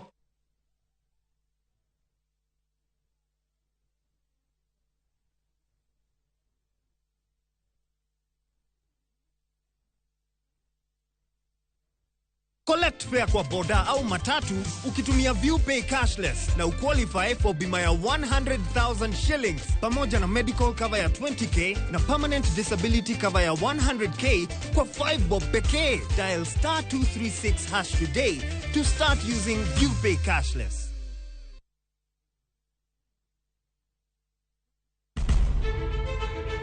Penj laktar ok en ka chenro moro amora.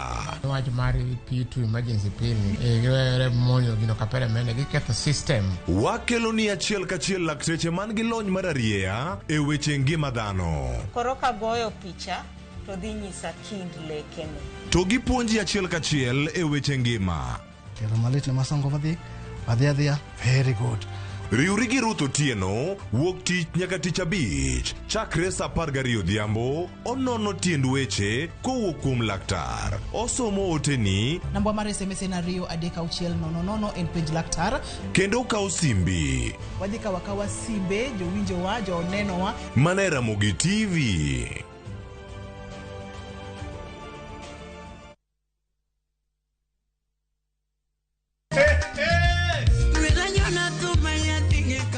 En chenro mar usiku sako wachoro thum mar benga gi ohangla kabiro komakore Ahero nyako mahero makata onge. Nyayudo e mbui mar Facebook, Instagram, Twitter @RamogiTV #RamogiNight.